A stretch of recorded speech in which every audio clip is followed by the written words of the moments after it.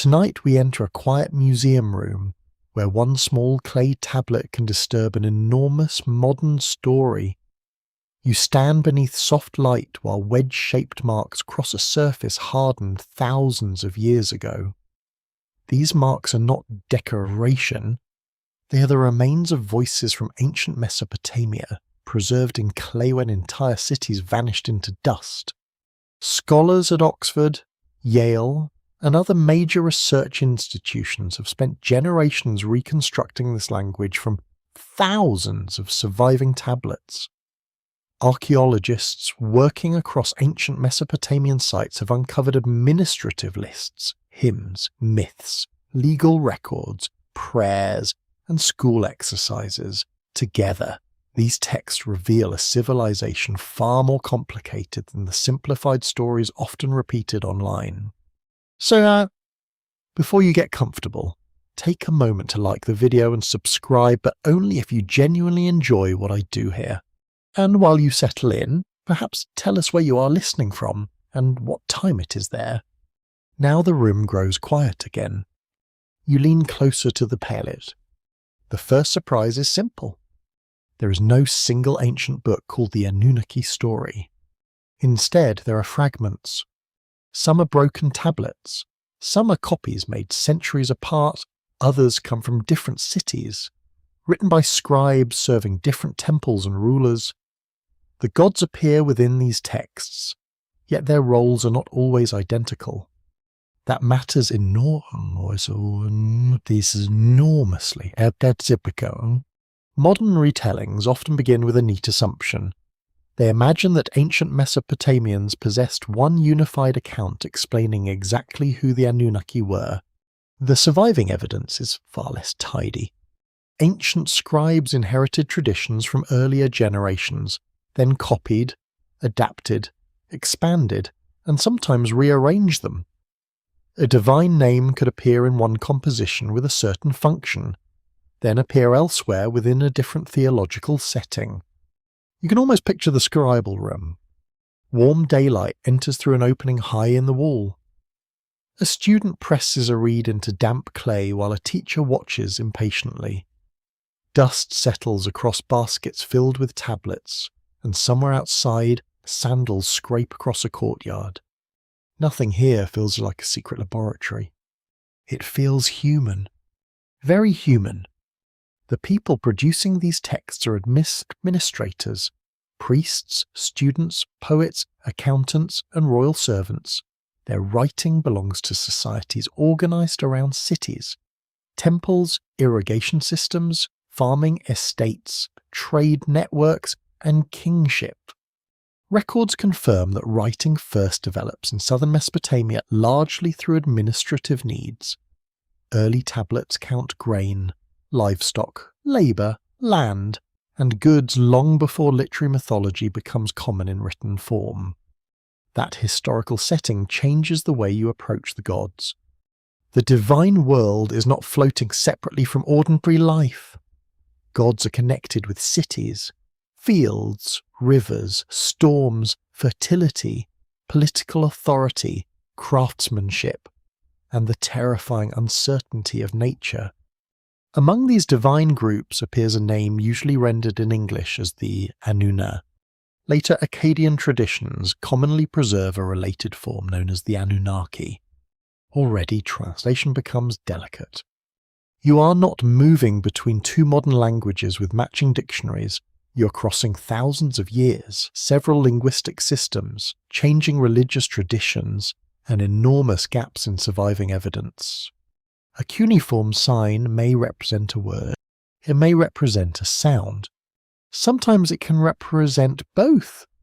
The correct reading depends upon grammar, neighbouring signs, literary context, scribal tradition, and what scholars know from parallel texts. This is where popular mysteries often begin. Someone sees a sign translated one way in one passage and differently somewhere else. The difference looks suspicious, especially when the reader expects ancient writing to function like modern printed English. But ancient scripts are not so cooperative. They resist certainty. Even trained specialists occasionally revise readings, when new tablets appear, or when a damaged fragment joins another piece stored in a distant collection. A tablet excavated in one city may complete a passage known only from another copy. A sign once considered uncertain may suddenly become understandable because a parallel version preserves clearer writing. This process can feel strangely intimate. You're watching a lost sentence rebuild itself. One wedge returns, then another. A forgotten line begins speaking again. Yet this recovery creates a fascinating problem for anyone exploring the Anunnaki. What happens when a 20th century interpretation becomes famous while academic translation continues developing quietly inside universities and museum archives? The popular version can become stronger than the ancient evidence. A curious fringe claim illustrates this perfectly. Some modern writers portray the Anunnaki as visitors from another world who arrive with advanced technology and direct plans for humanity. It is an unforgettable idea. That does not make it an ancient translation. Mainstream specialists in Sumerian and Akkadian do not translate the surviving references as technical descriptions of extraterrestrial visitors. The texts place these beings within a Mesopotamian divine order shaped by mythology, ritual, kingship, and cosmic hierarchy. Still, the disagreement becomes interesting for another reason. The word Anunnaki itself has accumulated meanings that ancient scribes may never have recognized in the modern sense. For many listeners today, the name instantly suggests spacecraft, genetic engineering, hidden planets, and secret human origins. For an ancient temple scribe, the same divine category existed within a completely different intellectual universe. That difference is easy to overlook. Imagine someone thousands of years from now discovering fragments of modern religious writing. Suppose they understand individual words but know almost nothing about churches, poetry, metaphor, ritual, theology, or cultural symbolism. Their translation could be technically careful while still missing the world surrounding the sentence. Mesopotamian texts present precisely this challenge. Scholars continue debating the exact composition and function of several divine groupings because ancient traditions changed across time and place. There is no universally fixed membership list that works perfectly across every surviving source. One city emphasizes certain gods, another preserves different relationships. One literary text gives a divine assembly a particular function, while another composition places similar figures somewhere else in the cosmic structure. This is not evidence of deception. It is evidence of history. Religions change, stories travel, names gather new meanings. You begin to sense why the translation question is deeper than deciding whether one English word should replace another. The real question concerns context. When modern readers encounter the Anunnaki, are they hearing what ancient scribes intended, or are they hearing centuries of later interpretation layered onto an older name? Perhaps both voices have become difficult to separate. The clay itself remains stubbornly quiet about modern expectations. It contains no commentary explaining how people thousands of years later should interpret every divine title. It offers only signs, damaged lines, repeated formulas, divine names, stories, lists, and occasional contradictions. And there is something almost comforting about that uncertainty. The tablets do not behave like a perfect archive. They behave like ruins. You touch nothing more. Of course, yet your imagination follows the rough edges of the clay. Somewhere within those broken surfaces lies a world that ancient people understood without needing footnotes. For them, these gods required little explanation. For you, every line requires reconstruction. That is the first hidden truth. The mystery may not begin with a mistranslated word at all. It may begin with the distance between two worlds, one preserved in clay and another determined to make that clay answer modern questions. And somewhere inside that distance, the Anunnaki become something strangely different from the beings the original scribes may have imagined. The tablet remains beneath the museum light. Its surface says very little. yet the silence around it says much more. Your eyes settle on the name itself because names can become traps when they survive over longer than the cultures that created them. The English word Anunnaki feels wonderfully solid. It looks like the title of a defined race, a permanent order, perhaps even a single organization operating through ancient history. Modern books often use it that way, as though every Mesopotamian scribe would have understood precisely the same group. The ancient evidence is less cooperative. In Sumerian compositions, scholars commonly encounter a divine collective rendered as the Anuna. In later Akkadian writing, a related form is usually represented in English as Anunnaki. The resemblance is obvious. The equivalence is not always simple. Languages change as centuries pass, and religious vocabulary changes with them. A title inherited from an older tradition can acquire new associations without completely losing its earlier meaning. You can hear something similar in ordinary modern speech. A familiar word may survive for hundreds of years while its emotional weight, social meaning, or practical use quietly shifts beneath the surface. Ancient Mesopotamia gives that process thousands of years to evolve. Cities rise and decline. Dynasties disappear.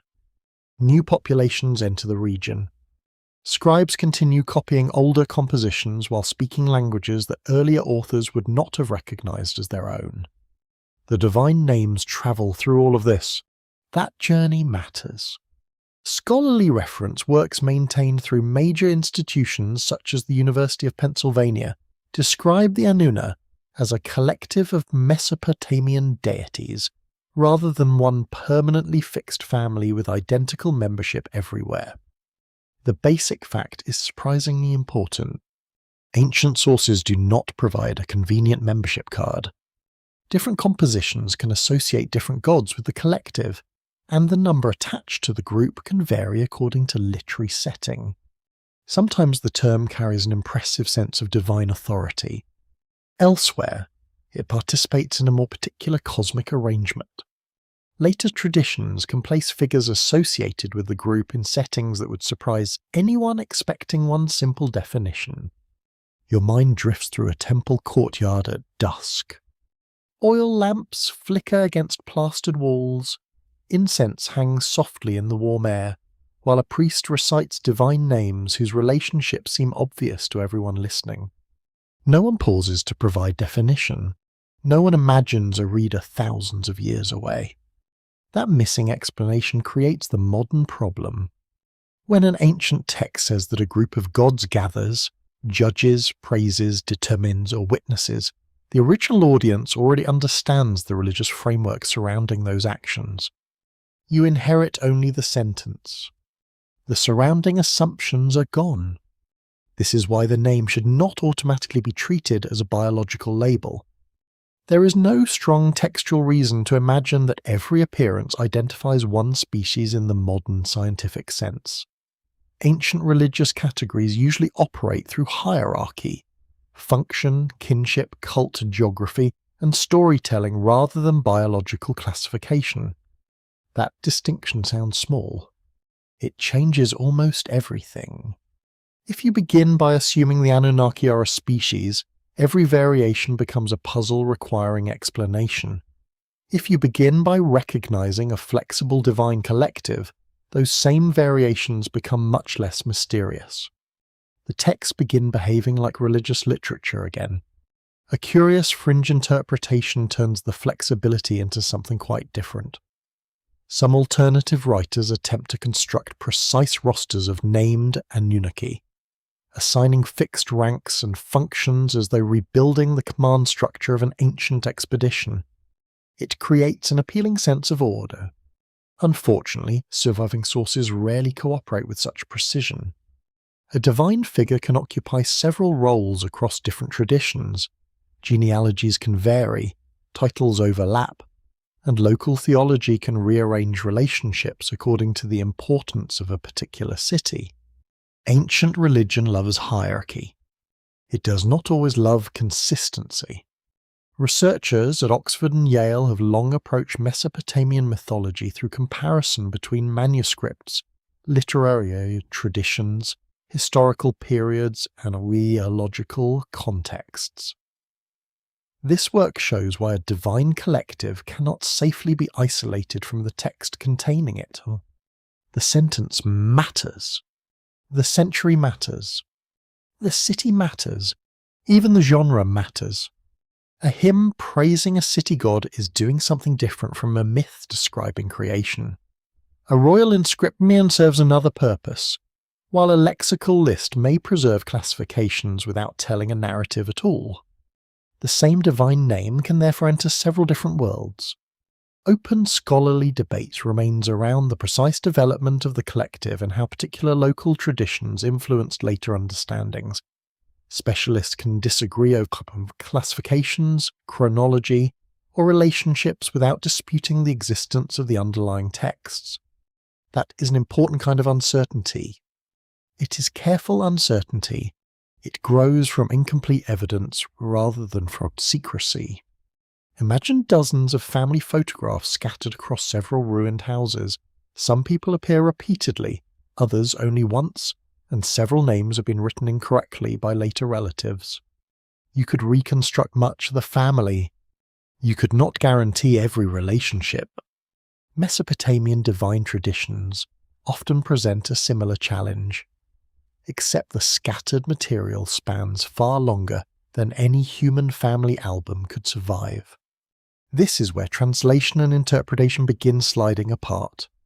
A translator may correctly identify a divine collective in a sentence. A later reader can still misunderstand what kind of collective the ancient writer imagined. One word survives. Its cultural architecture does not. That gap becomes especially dangerous when modern expectations rush inward to fill it. The word gods may become extraterrestrial. A divine assembly may become a council of visitors. Heaven may become outer space. Descent may become physical flight. None of these transformations requires changing every dictionary definition.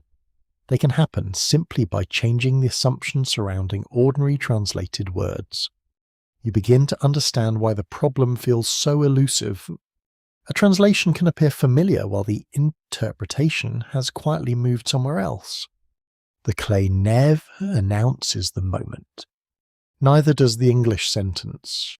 Only context exposes the distance. There is another subtle complication.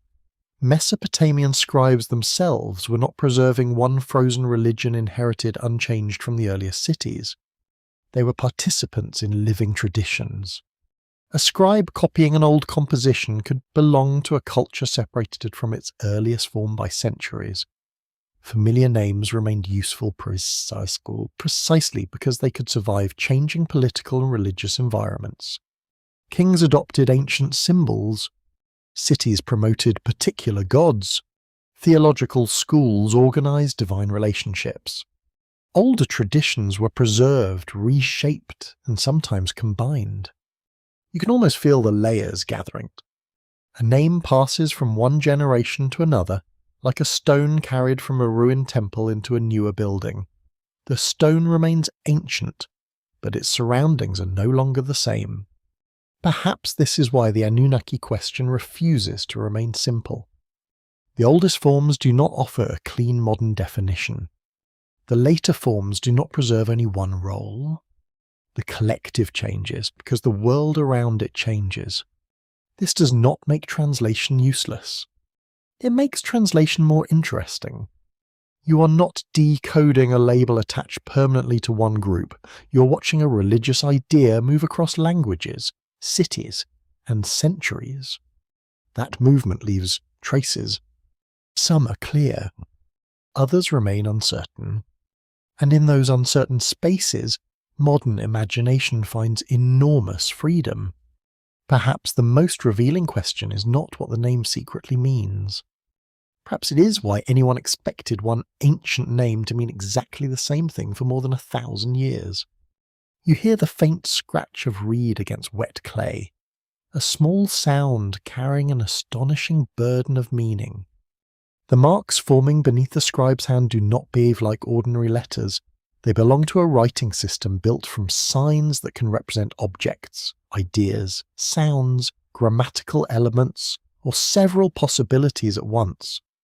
That complexity changes everything. A modern reader usually expects one written symbol to point toward one familiar sound.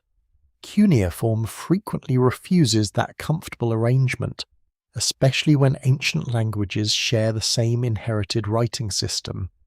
One sign can possess several readings. Another can represent an entire word. A third may tell the reader what kind of word follows without being spoken aloud at all. You begin to see why translation resembles reconstruction more than substitution. Scholars at Yale, Oxford, and other major centres of ancient Near Eastern research train for years before confidently reading difficult literary tablets. They study grammar, scribal habits, parallel manuscripts, sign forms, and historical vocabulary because recognising the wedges alone is never enough. The clay demands context. Imagine finding the English letters bank carved into a broken stone with everything around them missing. You might picture money, a riverbank, a storage place, or even a turning aircraft. The letters remain perfectly visible. Meaning does not. Ancient cuneiform creates that difficulty repeatedly. Except its signs can carry possibilities shaped across centuries of scribal tradition. A reader must therefore ask what language the tablet uses, what grammatical form appears, what genre surrounds the passage, and what neighbour routines make sense together. The process becomes almost musical.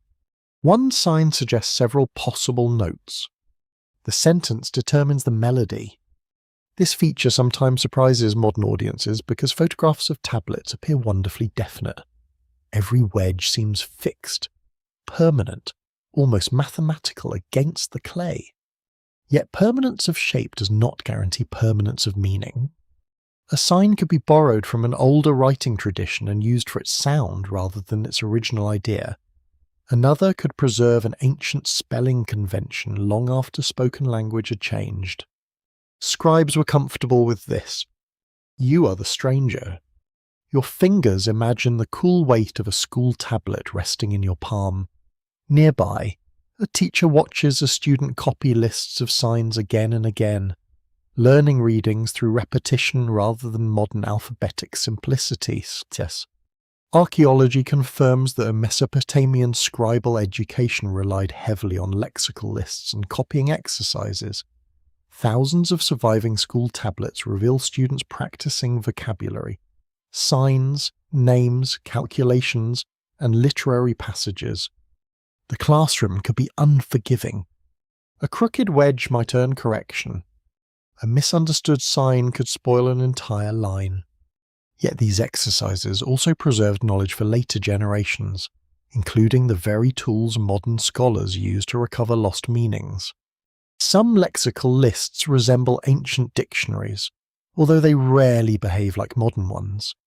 They place related signs, words, or equivalents together, helping researchers understand how scribes categorize their own written world. That sounds reassuring. Then the complications return. A list can tell you that one sign had several values, without telling you precisely which meaning belongs in a damaged literary sentence centuries later. The translator must choose. Usually that choice rests on a grammar, context, parallels, and accumulated scholarship. Sometimes a reading remains uncertain because the surrounding clay is broken away. This is where confidence should soften. A damaged line does not become clearer merely because someone prefers an exciting interpretation. One popular fringe habit takes ambiguous signs and selects the most dramatic possible meaning from each one. The resulting sentence can sound astonishingly modern, filled with machines, journeys through space, laboratories, or engineered beings. The method has an obvious attraction. It also creates a serious problem. Words cannot be translated independently of grammar simply because one dictionary entry appears interesting. Choosing unrelated meanings from a sign list can produce almost any desired story. You could perform the same trick with modern English. Take the word cell. Cell. It could describe biology, a prison room, a battery component, or part of a communications network.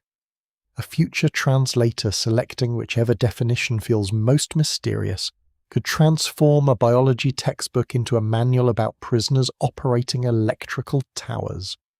The individual definitions might exist. The sentence would still be wrong. Cuneiform requires even greater caution because its writing conventions depend heavily upon trained recognition. Certain signs act as silent classifiers, informing readers whether the following word refers to a deity, a city, a wooden object, a profession, or another category. These classifiers are especially revealing. A divine name may carry a sign announcing that the reader is dealing with a god. That marker does not necessarily form part of the spoken name. To an ancient scribe, this is ordinary literacy. To a modern enthusiast, it can appear like hidden coding. There is something almost amusing about the difference. Mesopotamian scribes created practical reading aids, and thousands of years later those same aids can be treated as evidence of secret technical notation. The clay remains innocent. Interpretation does the wondering. Researchers working with collections in American universities and museums often compare several copies of the same composition. One manuscript may preserve a sign clearly, while another contains a damaged or unusual form. The copies can correct each other. Occasionally, a sentence once considered mysterious becomes ordinary when a better manuscript appears. That possibility gives ancient language research a wonderfully patient quality. Nothing needs to explode. A single wedge can quietly alter a translation. Scholarly debate remains active over difficult readings in many Mesopotamian compositions, particularly where tablets are damaged, unique, or written with unusual vocabulary. Specialists may offer competing restorations while agreeing completely about the broader grammatical structure. This is uncertainty with boundaries. Not every possibility is equally plausible. A broken sign may allow 3 reasonable readings, but that does not mean 300 interpretations deserve equal weight. You listen to the imagined classroom again.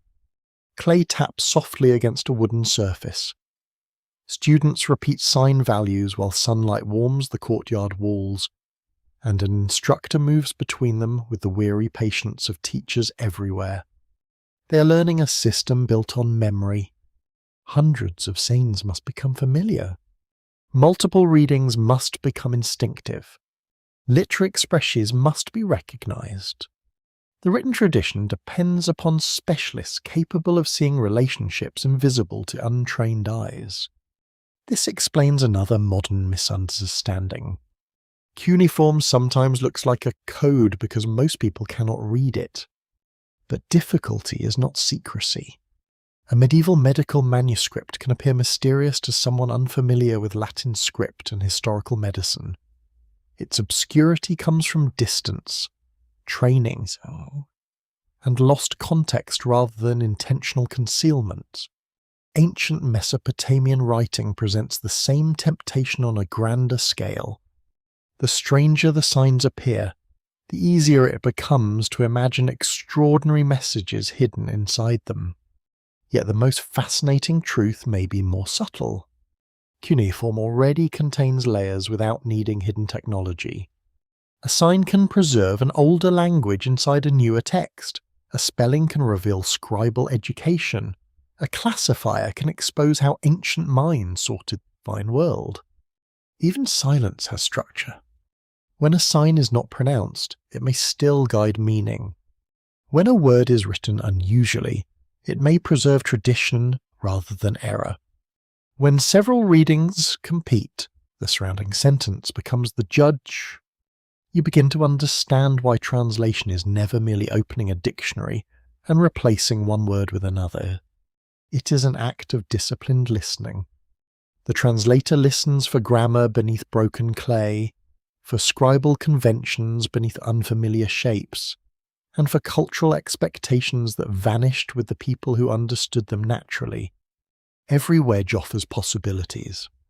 Not every possibility belongs, and somewhere between the visible sign and the invisible sentence lies the fragile boundary separating ancient meaning from modern imagination. For a moment, it feels as though the darkness around you has become something older than night. There are no cities yet in the story now unfolding. No palace walls rise above the plain, and no king has carved his victories into stone. Instead, you stand within a universe that seems to be organizing itself through generations of divine beings. The atmosphere is strangely domestic. Birth follows union. Union produces another generation. Names become relationships, and relationships slowly become the architecture of the cosmos. One important Sumerian composition, often called Enki and Ninmah, preserves this curious setting. Scholars at Oxford and Yale have studied the wider tradition in which divine generations, labour, and human creation become connected inside one mythic framework. The text does not begin like a modern scientific account. It begins with gods. They possess families, responsibilities, frustrations, status, and work. The Anunna appear within this divine society, not as strangers arriving from somewhere beyond the sky, but as participants in an already functioning sacred order. That detail deserves patience. Ancient Mesopotamian myths often explain the structure of reality through genealogy. Rivers, cities, cosmic regions, and social functions can become attached to divine personalities whose relationships mirror the organization of human communities. You can almost smell damp earth near a canal bank. Reeds bend beneath warm wind. Water moves slowly through channels cut across the plain, while distant voices carry from workers standing ankle-deep in mud. The landscape itself explains why labour matters so much. Southern Mesopotamia depends upon water management. Fields require canals. Canals require digging. Embankments require repair. A neglected channel can threaten harvests, settlements, and the delicate balance supporting urban life. Records from excavated cities confirm the enormous administrative attention given to agricultural labour and irrigation. Universities, including the University of Chicago and institutions across the United States, have studied tablets documenting work teams, rations, fields, and canal maintenance. Myth absorbs this reality. The gods themselves can labour. That idea sounds almost shocking if you expect ancient gods to spend eternity receiving praise and effortless luxury. Mesopotamian imagination is more practical. Someone must move the earth. Someone must manage the water. Even heaven has administration. Within Enki and Ninmah, the divine world contains younger gods whose burdens contribute to the circumstances surrounding humanity's creation. The structure resembles a cosmic society facing a labour problem rather than a technological expedition facing a shortage of miners. This distinction is subtle but powerful. The gods do not need to be machines for the story to take work seriously. They need only inhabit a culture where labour is fundamental to survival. Your ears catch the dull rhythm of baskets being emptied along a canal edge. Mud slaps against mud and a supervisor calls instructions while the sun presses heavily upon bare shoulders. Now imagine such work projected upward into mythology. The divine realm begins to resemble the social world below. Higher gods possess authority. Lower divine figures carry burdens. Complaints rise through their own hierarchy. Creation becomes a response to pressure. A quirky interpretation popular in alternative literature takes this labour arrangement as evidence for an ancient memory of an organised workforce from another world. The argument claims that divine hierarchy sounds less like religion and more like corporate command. It is certainly imaginative, yet hierarchy is hardly unusual in ancient religion. Mesopotamian societies themselves were intensely ranked. Kings, governors, priests, overseers, craftsmen, farmers, servants, and dependent labourers occupied different positions within elaborate institutions. It would be stranger if their gods behaved like modern egalitarians.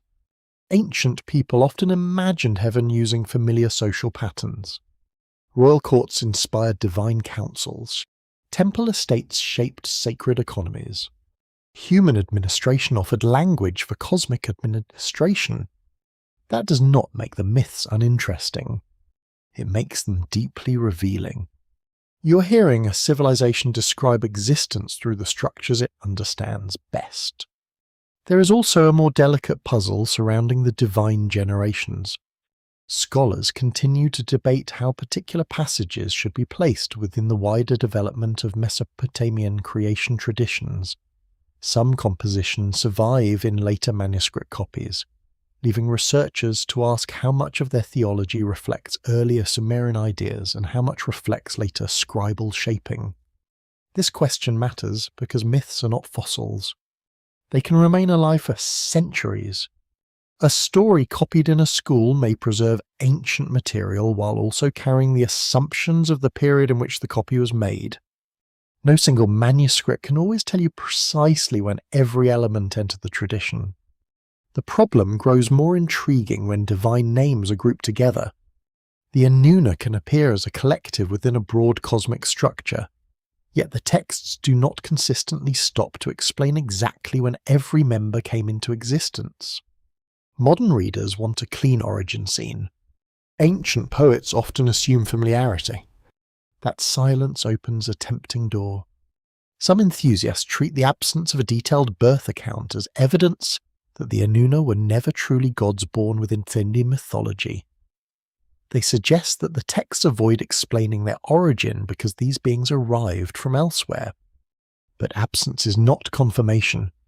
Ancient literature leaves countless things unexplained because audiences already knew the traditions, or because the poet cared about something else entirely. A hymn may praise a god without narrating that god's childhood.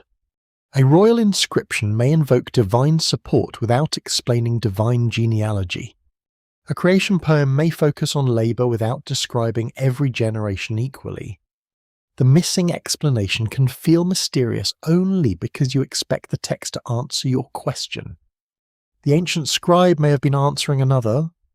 Your attention returns to the chain of divine relationships. Birth in these myths is more than biological imagery. It expresses succession, dependency, authority, and the emergence of order from something less structured. One generation gives rise to another. Roles become distributed. Responsibilities appear. The cosmos acquires something resembling government. You can sense why later readers searching for a hidden system become fascinated here. The pattern feels okay. It feels organized. There are ranks, there are tasks, there are groups, there are decisions. Yet organization does not automatically imply technology. A monastery is organized. A royal court is organized. A beehive is organized. Ancient mythology can be intensely structured without secretly describing spacecraft. The calmer you examine the text, the stranger it becomes in a different way. Human beings are not initially the center. The Tivoy, Pearl already its relationships already matter. Its tensions already unfold. Humanity enters a story that began without humanity. That may be one reason these ancient accounts retain such power. They place you inside a universe where people are late arrivals. The gods possess histories before humans appear. Their responsibilities precede human responsibilities. Their conflicts develop before human cities become meaningful within the narrative. Perhaps this is the deeper source of the unsettling feeling surrounding the Anunna. Not that they represent hidden visitors from another planet, but that the texts imagine a sacred order older than human purpose. You stand beneath that thought for a while. The sky above the plain seems enormous. Water moves through channels below. Somewhere in the divine imagination, generations gather, duties accumulate, and the burden of work becomes increasingly difficult to ignore. The Anunna belong to that system. Their mystery begins not with arrival, but with belonging. And the world being constructed around them is already waiting for someone else to carry its weight. You hear water before you see it, sliding through a narrow channel beneath the pale Mesopotamian morning. Mud clings heavily to the banks, and reed beds tremble where insects hover above the slow current. Beyond them, the cultivated plain stretches toward a horizon softened by heat and suspended dust. Someone has dug the weir or canna. Someone has raised its embankments. Someone has carried the wet earth away. In several Mesopotamian creation traditions, that someone is initially not human at all. The workers are divine. This detail sounds almost modest when buried inside an ancient composition, yet it carries remarkable consequences. Gods are often imagined today as beings entirely free from ordinary necessity, untouched by exhaustion and practical obligation. Mesopotamian mythology can offer something stranger. Some gods work. They dig. They carry burdens. They participate in maintaining the ordered world upon which divine society itself appears to depend. Archaeological research conducted through major American universities has shown how completely irrigation shaped life across southern Mesopotamia. Cities depended upon networks of canals directing river water toward fields, gardens, settlements, and transportation routes. These channels were never permanent victories over nature. Silt accumulated. Banks collapsed. Water changed direction. Fields could become dry while neighbouring ground became dangerously saturated.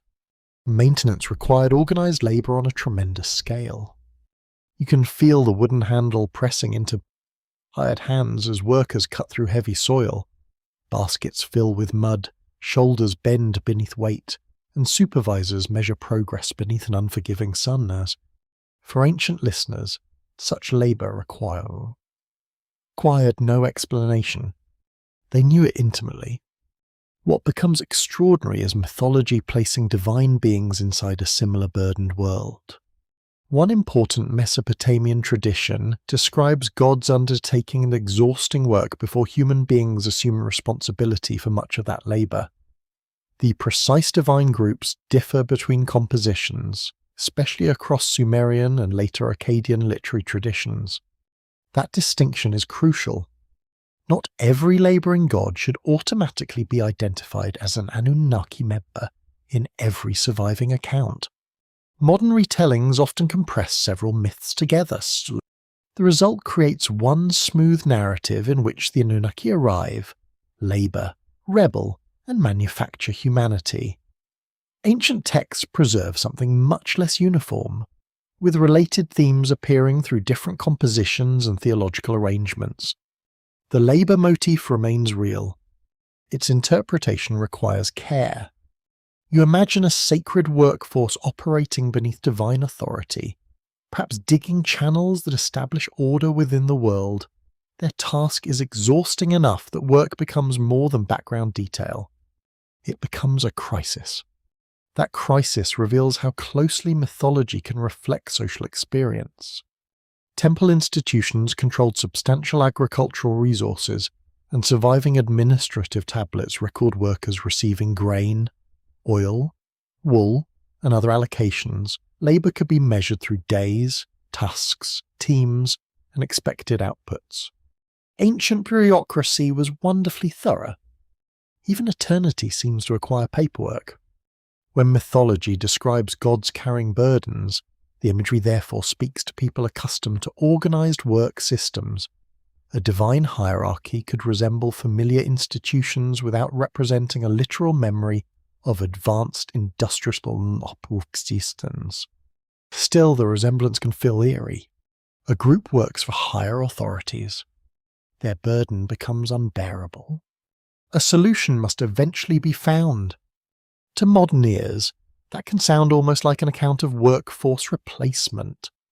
Alternative theories seize upon precisely this structure.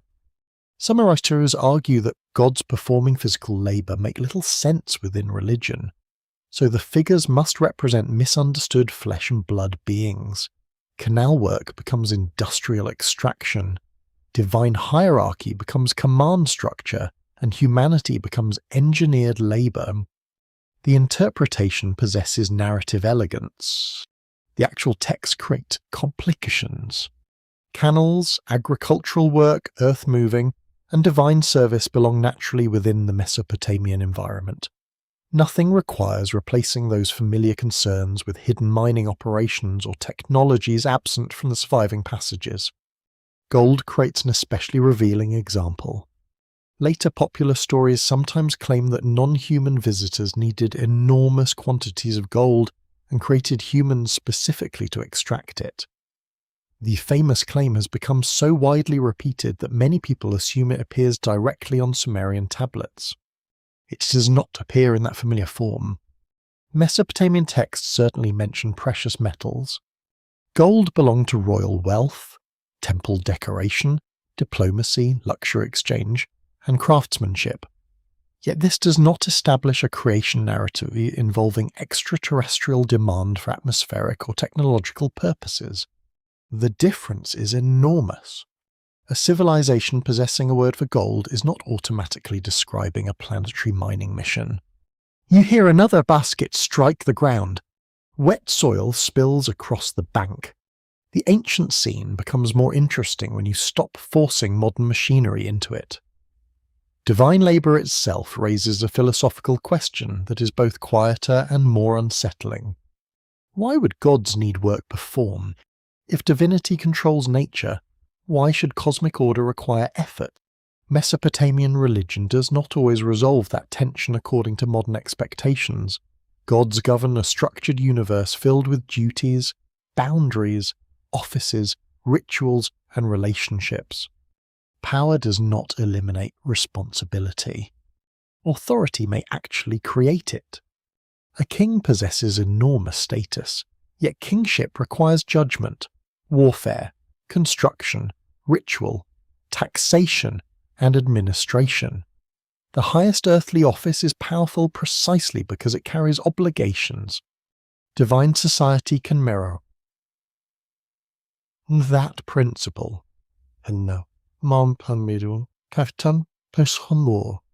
Prestige and labour are not complete opposites. Scholars continue debating how directly these myths should be read as reflections of historical labour institutions. Some emphasise connections with temple economies and compulsory service, while others caution against reducing mythology into disguised social commentary. Both concerns matter. A myth can reflect society without functioning as a newspaper report. It can transform ordinary hardship into cosmic language. The canal becomes more than water management. Labour becomes part of creation itself. That possibility changes the emotional centre of the story. Humanity does not initially appear because the universe lacks intelligence. Humanity appears within traditions concerned with burden. This is not a flattering beginning. You are not necessarily created because the gods feel lonely, admire human potential, or desire philosophical companionship. You may enter because work needs doing. The idea feels almost painfully practical. There is gentle irony in imagining humanity spending thousands of years asking about its lofty cosmic purpose when one ancient answer sounds suspiciously like staffing requirements. Yet even that interpretation needs restraint. The texts do not present one universal Mesopotamian doctrine explaining humanity through a single motive. Different compositions emphasize different relationships among gods, people, cities, mortality, food production, and ritual obligation. Creation stories are plural, so are their purposes. This plurality becomes important whenever someone claims that the one tablet reveals the definitive reason humans exist. Ancient Mesopotamia rarely provides such convenience. Its myths overlap without becoming identical. Its gods change emphasis between cities. Its explanations coexist rather than forming one perfectly synchronized theological system. You stand beside the imagined canal as evening finally cools the mud beneath your feet. Frogs begin calling from the reeds, and the surface reflects a faint copper light. The day's labour has altered the landscape by only a little, yet that small alteration determines where water will travel. There is something deeply Mesopotamian in this image. Order does not simply exist. It must be maintained. Channels must remain open. Fields must be watered. Boundaries must be repaired. Even divine order can be imagined as something requiring effort. That may explain why gods can become workers without becoming astronauts, engineers, or disguised historical rulers. Their labour belongs to a world where survival depends upon collective maintenance. And once divine hands become tired, another question quietly enters the clay. If the gods no longer wish to carry the burden, who will? The sound changes first. Instead of water moving through a canal, you hear voices rising somewhere beyond the darkness, low at first, then harder to ignore. These are not humans, voices. They belong to divine workers who have reached the end of their patience. In Mesopotamian creation traditions, labour can become unbearable enough to produce protest. The imagery is striking because the complaint is not symbolic decoration placed gently beside creation. It becomes one of creation's causes. You can almost feel the tension gathering. The ground is heavy. The work continues. Obligation stretches across years that no mortal body could endure. Eventually, even divine endurance fails. One later Akkadian composition presents the labouring gods as exhausted by prolonged toil. Their burden becomes so severe that they confront the divine order governing them. The scene feels surprisingly familiar. Workers gather, superiors as challenged. A system that seemed permanent suddenly becomes unstable. Scholars at institutions such as Yale and the University of Chicago have examined how these traditions reflect Mesopotamian ideas about hierarchy, obligation, and social organization. The gods are not portrayed as equal companions sharing every task. There are ranks. There are commands. Some govern, others labor. That arrangement produces conflict. The divine complaint is therefore not merely about tired muscles, it concerns the structure of authority itself. You imagine torches moving through darkness. Dust rises from many feet. The workers approach the residence of a higher god, carrying frustration that has been building for longer than anyone can measure. No trumpet announces rebellion. No grand speech is required. Weariness is enough. Ancient audiences would have understood the emotional power immediately. Labour was a central reality of Mesopotamian life. Agricultural work, construction, canal maintenance, military service, and temple obligations required immense coordination. A ruler could order work. A household could owe service. Institutions depended upon human bodies performing tasks that were rarely glamorous. Myth places that pressure inside heaven. This is where a quiet misunderstanding often begins. Modern retellings sometimes describe the episode as a revolt by the Anunnaki against forced mining operations. The image is vivid because it resembles an industrial labour dispute from a science fiction world. Yet the surviving traditions do not present that familiar modern scenario. The labour described belongs to the ancient landscape. Earth is moved. Water systems matter. Burden matters. Service matters. The divine protest fits a civilization whose survival depends upon organized physical work. That does not diminish the mystery. It relocates it. Why should a creation myth begin with dissatisfaction? Many later religious traditions imagine creation beginning with divine intention, love, wisdom, command, or cosmic necessity? Here, one important strand of Mesopotamian thought allows complaint to become creative. Something new enters the world because the old arrangement is failing. That is almost unsettling in its simplicity. Creation becomes management. You hear a distant crackle from burning reeds. The air carries the smell of smoke, wet soil, and cooling stone. Somewhere within the imagined divine assembly, the complaint must now be answered. The higher gods cannot simply ignore the problem forever. A system built upon endless labor has produced resistance. So another solution begins to emerge. This is where humanity draws closer to the center of the myth. Not yet as conquerors. Not yet as beloved child. Not yet as the final purpose of existence. Humanity appears as an answer to prayer or pressure. The logic is practical. If one group can no longer bear the work, another can assume it. A quirky fringe reading pushes this idea toward biological engineering. According to that interpretation, the gods are advanced beings who modify existing creatures to create an obedient workforce. The theory often sounds persuasive because the myth truly does connect human creation with labor. But connection does not prove the modern mechanism.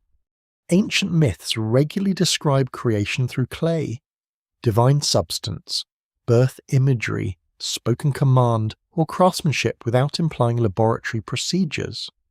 The challenge is separating ancient metaphor from modern technological vocabulary. When a deity fashions life, modern readers may imagine genetic design. Ancient listeners may have imagined pottery. That difference is enormous. Clay was everywhere in Mesopotamia.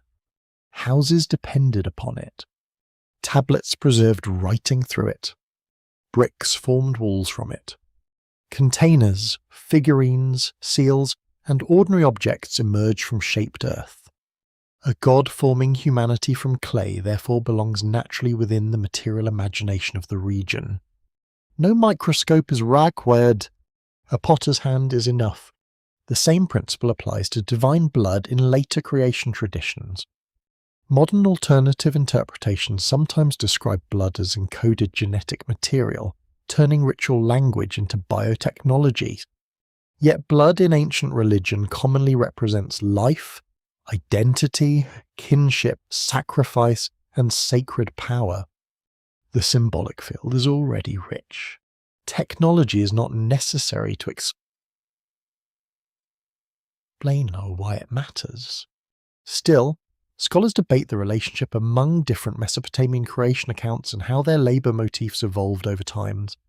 Some texts emphasize divine birth, others foreground craftsmanship.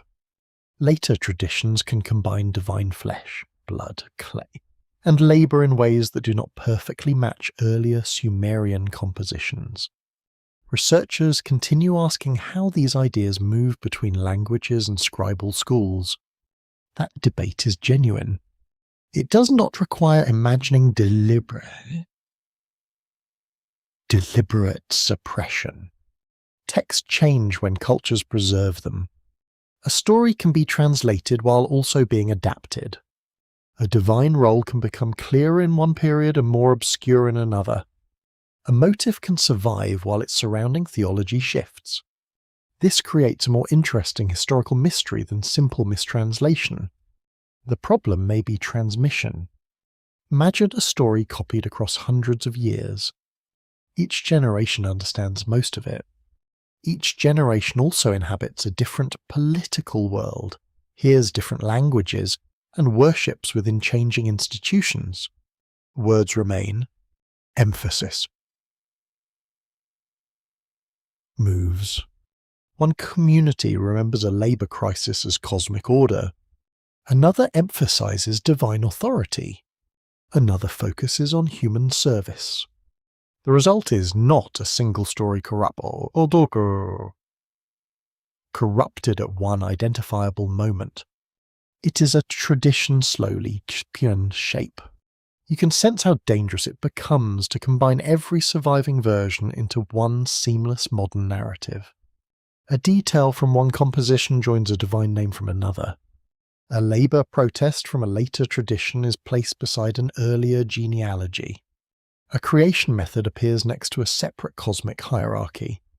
Soon the assembled story feels complete. It may never have existed in that exact form. This is how myths can be accidentally rewritten without changing a single ancient line. The alterations happen in the spaces between texts. One fragment supplies motive. Another supplies characters.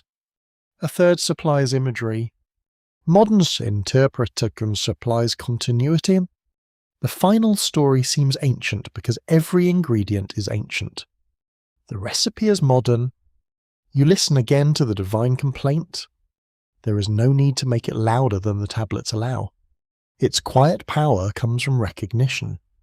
Even gods can become trapped inside systems of obligation.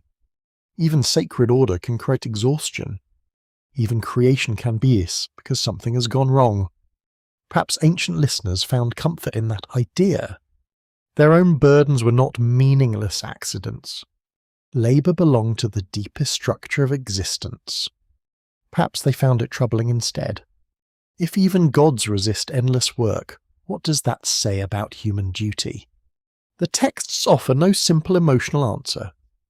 They rarely explain how listeners should feel. They simply place humanity inside the solution. The complaint rises. The divine hierarchy responds. And somewhere within clay, earth, blood, and sacred imagination, a new worker begins to take shape. Not because the world is empty, because the world is tired. You feel the texture first, cool clay yielding beneath the imagined fingers in a room smelling of damp earth and lamp smoke. Humanity enters Mesopotamian creation stories through materials that belong completely to the world surrounding ancient scribes. Clay, birth, divine substance, and craftsmanship become ways of describing how human life takes its place within cosmic order. There is no single standardized account. Instead, several traditions explore the same enormous question from different directions. Why are humans here? The answers are rarely flattering in the modern sense.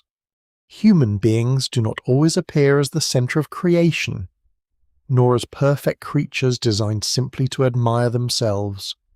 They enter a universe already filled with divine responsibilities, sacred institutions, natural forces, and established hierarchies. Their arrival solves practical problems. It also creates obligations. In the Sumerian composition commonly known as Enki and Ninmah, human creation is connected with divine labour and the need to redistribute work. The imagery presents humanity as entering an existing system rather than beginning one. That distinction changes the emotional tone. You are not watching an empty world receive its first meaningful inhabitants. You are watching new participants assigned a place. The world already has rules. The gods already possess function. Cities, rivers, fertility, kingship, and ritual order already belong to a sacred framework. Human beings arrive within that structure. Researchers at the University of Chicago and Yale have long studied Mesopotamian social organization through administrative tablets, temple records, legal documents, and literary texts. These sources show societies where identity was strongly connected with household, profession, city, institutions, and obligation. Individual freedom existed differently from modern expectations. People belonged somewhere. That belonging usually carried duties. Myth reflects the same pattern. Humanity receives a place inside a cosmic household. The divine realm remains superior, while human communities maintain temples, cultivate fields, raise animals, prepare offerings, and sustain the institutions through which gods are honoured. You hear grain pouring into a storage jar. A wooden door creaks nearby. Someone measures barley beneath a shaded courtyard. while another worker carries baskets toward a temple complex. Religion is present in every movement. There is no sharp division between sacred life and economic life. A temple can be a religious center, landholder, employer, storage complex, administrative institution, and symbol of civic identity.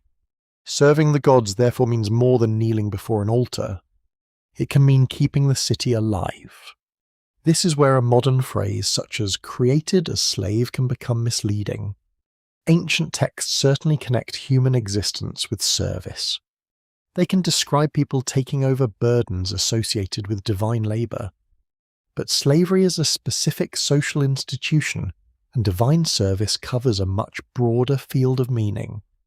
A farmer cultivating temple land serves a sacred institution. A priest conducting ritual serves a deity. A brewer preparing offerings participates in divine service.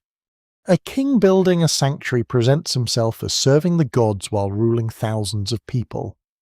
These relationships are unequal. They are not all identical to slavery. That nuance disappears easily when modern summaries reduce creation mythology to one sentence. Humans were created to work. The sentence is not entirely false. It is simply incomplete. Work in Mesopotamian thought includes agriculture, ritual, building, maintenance, food production, and sustaining the ordered relationship between gods and cities. Human labor becomes part of civilization itself. The idea may seem severe, yet it also gives ordinary work cosmic significance. Digging a canal is not merely manual to it protects fields. Fields feed households. Households supply temples. Temples maintain the presence of gods. Everything connects. The system is almost circular. A curious fringe interpretation turns this structure into a hidden economic project. In that reading, humanity becomes a manufactured labor force created by advanced visitors for resource extraction. Gold is usually placed at the center. The story then gains laboratories, genetic intervention, and technological motives that sound strikingly modern. What disappears is the temple. What disappears is irrigation. What disappears is the ancient city itself. The surviving Mesopotamian worldview is deeply interested in food. Gods receive bread, beer, meat, oil, incense, and carefully prepared offerings. Temples organize elaborate systems through which divine statues are washed, clothed, fed, and honored. This can sound strange to modern ears.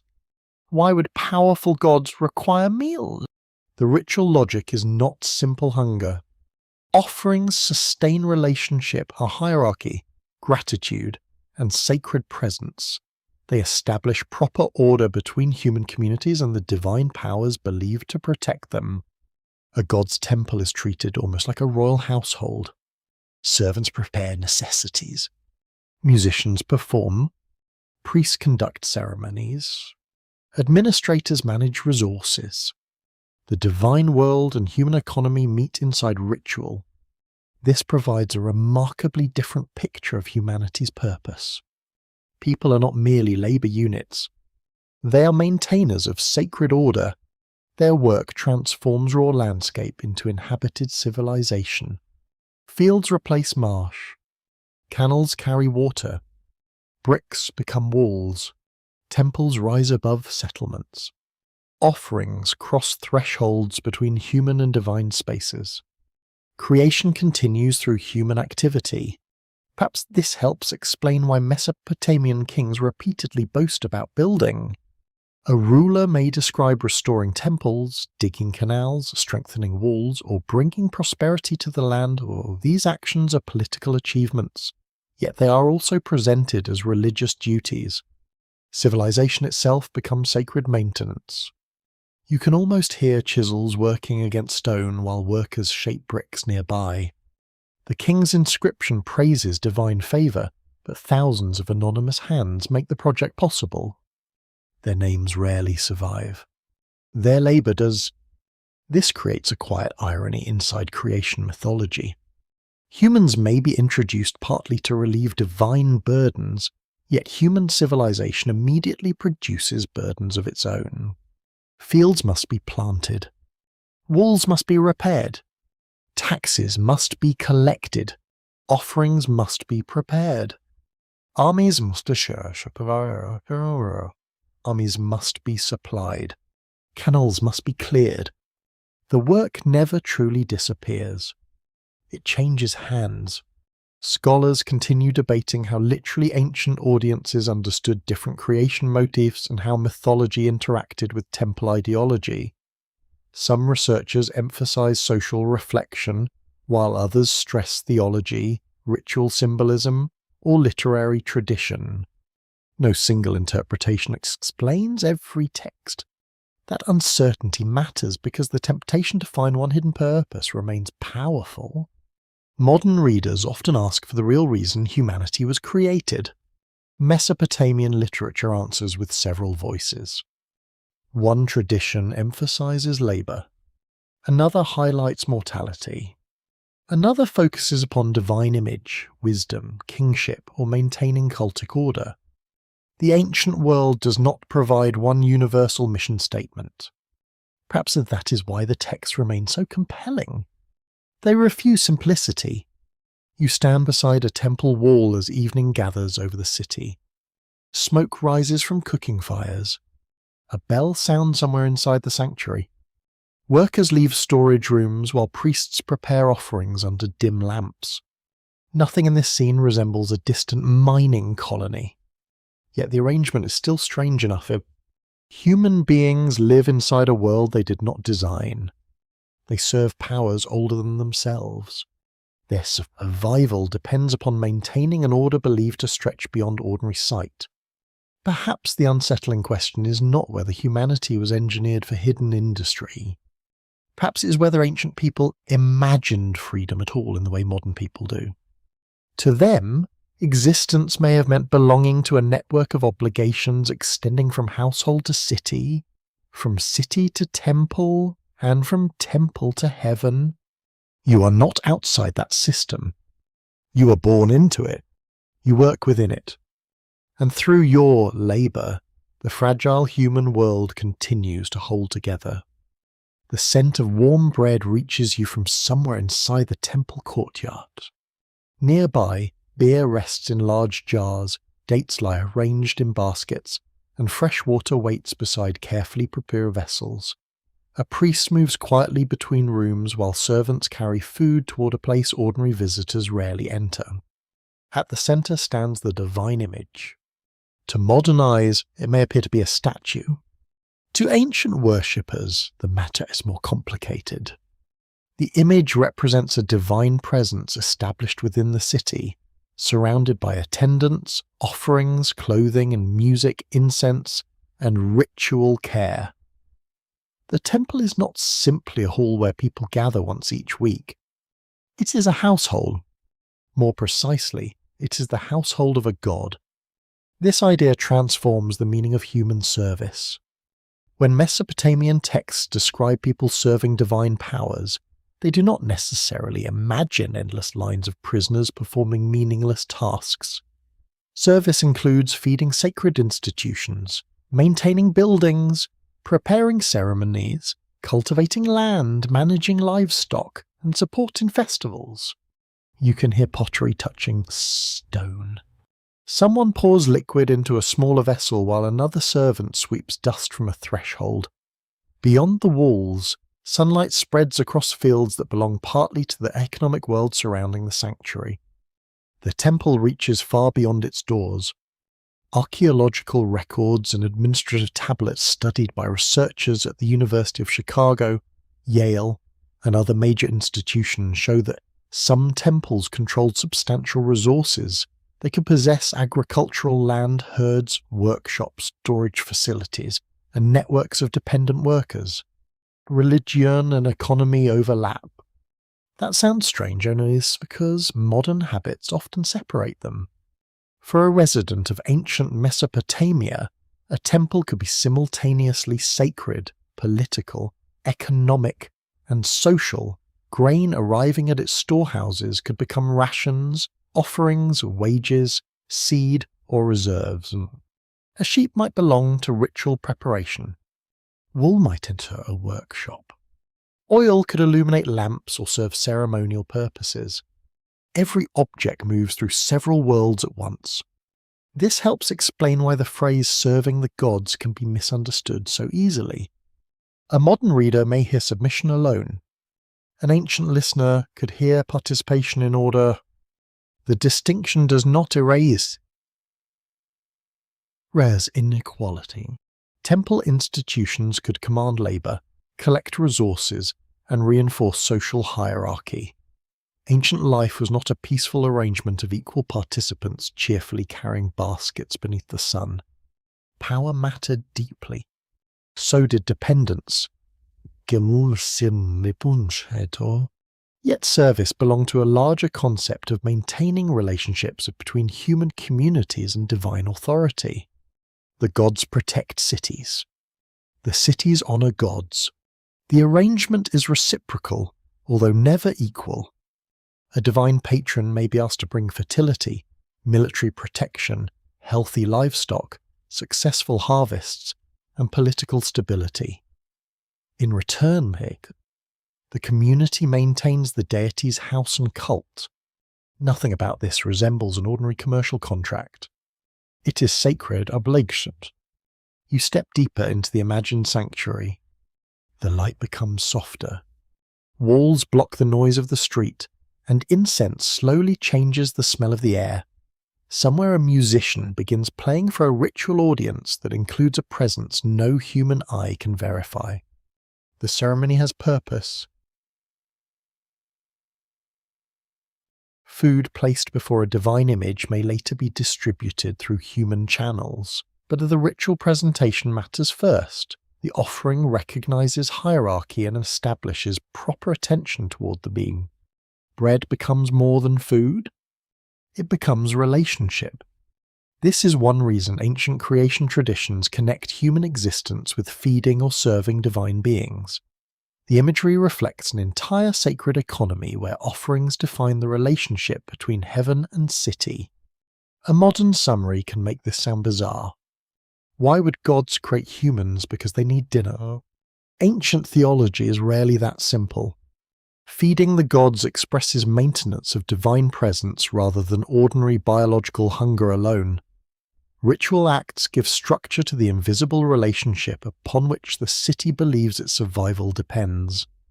Researchers studying temple archives have shown just how organized these systems could become.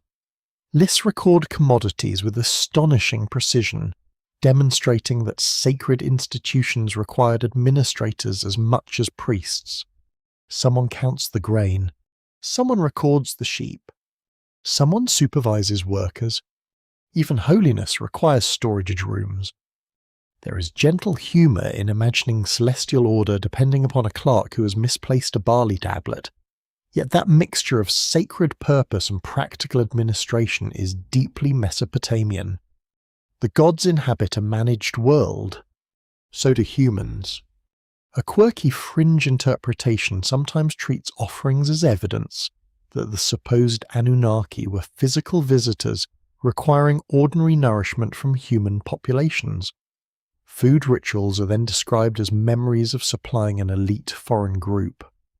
The idea gains appeal because offerings are undeniably material. Bread is real.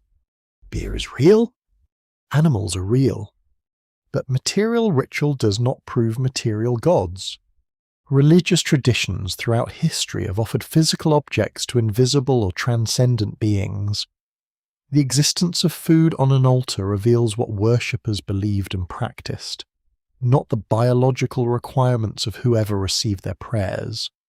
Context remains essential. The temple also connects human service to irrigation. Fields supporting sacred institutions require water, and water depends upon maintained canals. Agricultural production feeds workers, households, festivals, and offerings. The sacred economy therefore reaches directly into mud. A canal cleaner can participate indirectly in temple life without entering the innermost sanctuary. A shepherd can contribute without reciting a hymn. A brewer can serve divine order through word preparation. A weaver can produce garments associated with sacred display. Religious duty spreads through ordinary work. This is a remarkable social idea. Human purpose becomes distributed across countless tasks rather than concentrated in one heroic act. Civilization itself becomes an offering. You sense why translation into words like servant or slave requires caution. Both can describe relationships of dependence, but neither automatically captures the full religious structure surrounding human obligation. Ancient terms can operate across social and sacred contexts.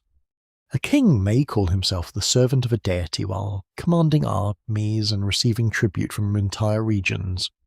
Clearly, the word does not always describe social helplessness. It can express loyalty. It can express submission. It can express office. It can express belonging.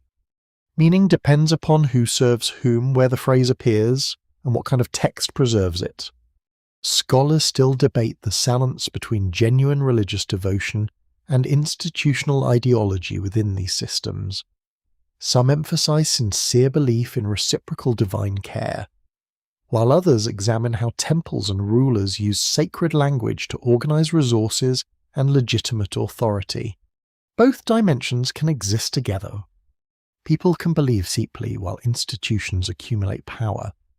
A priest can experience reverence while an administrator calculates grain.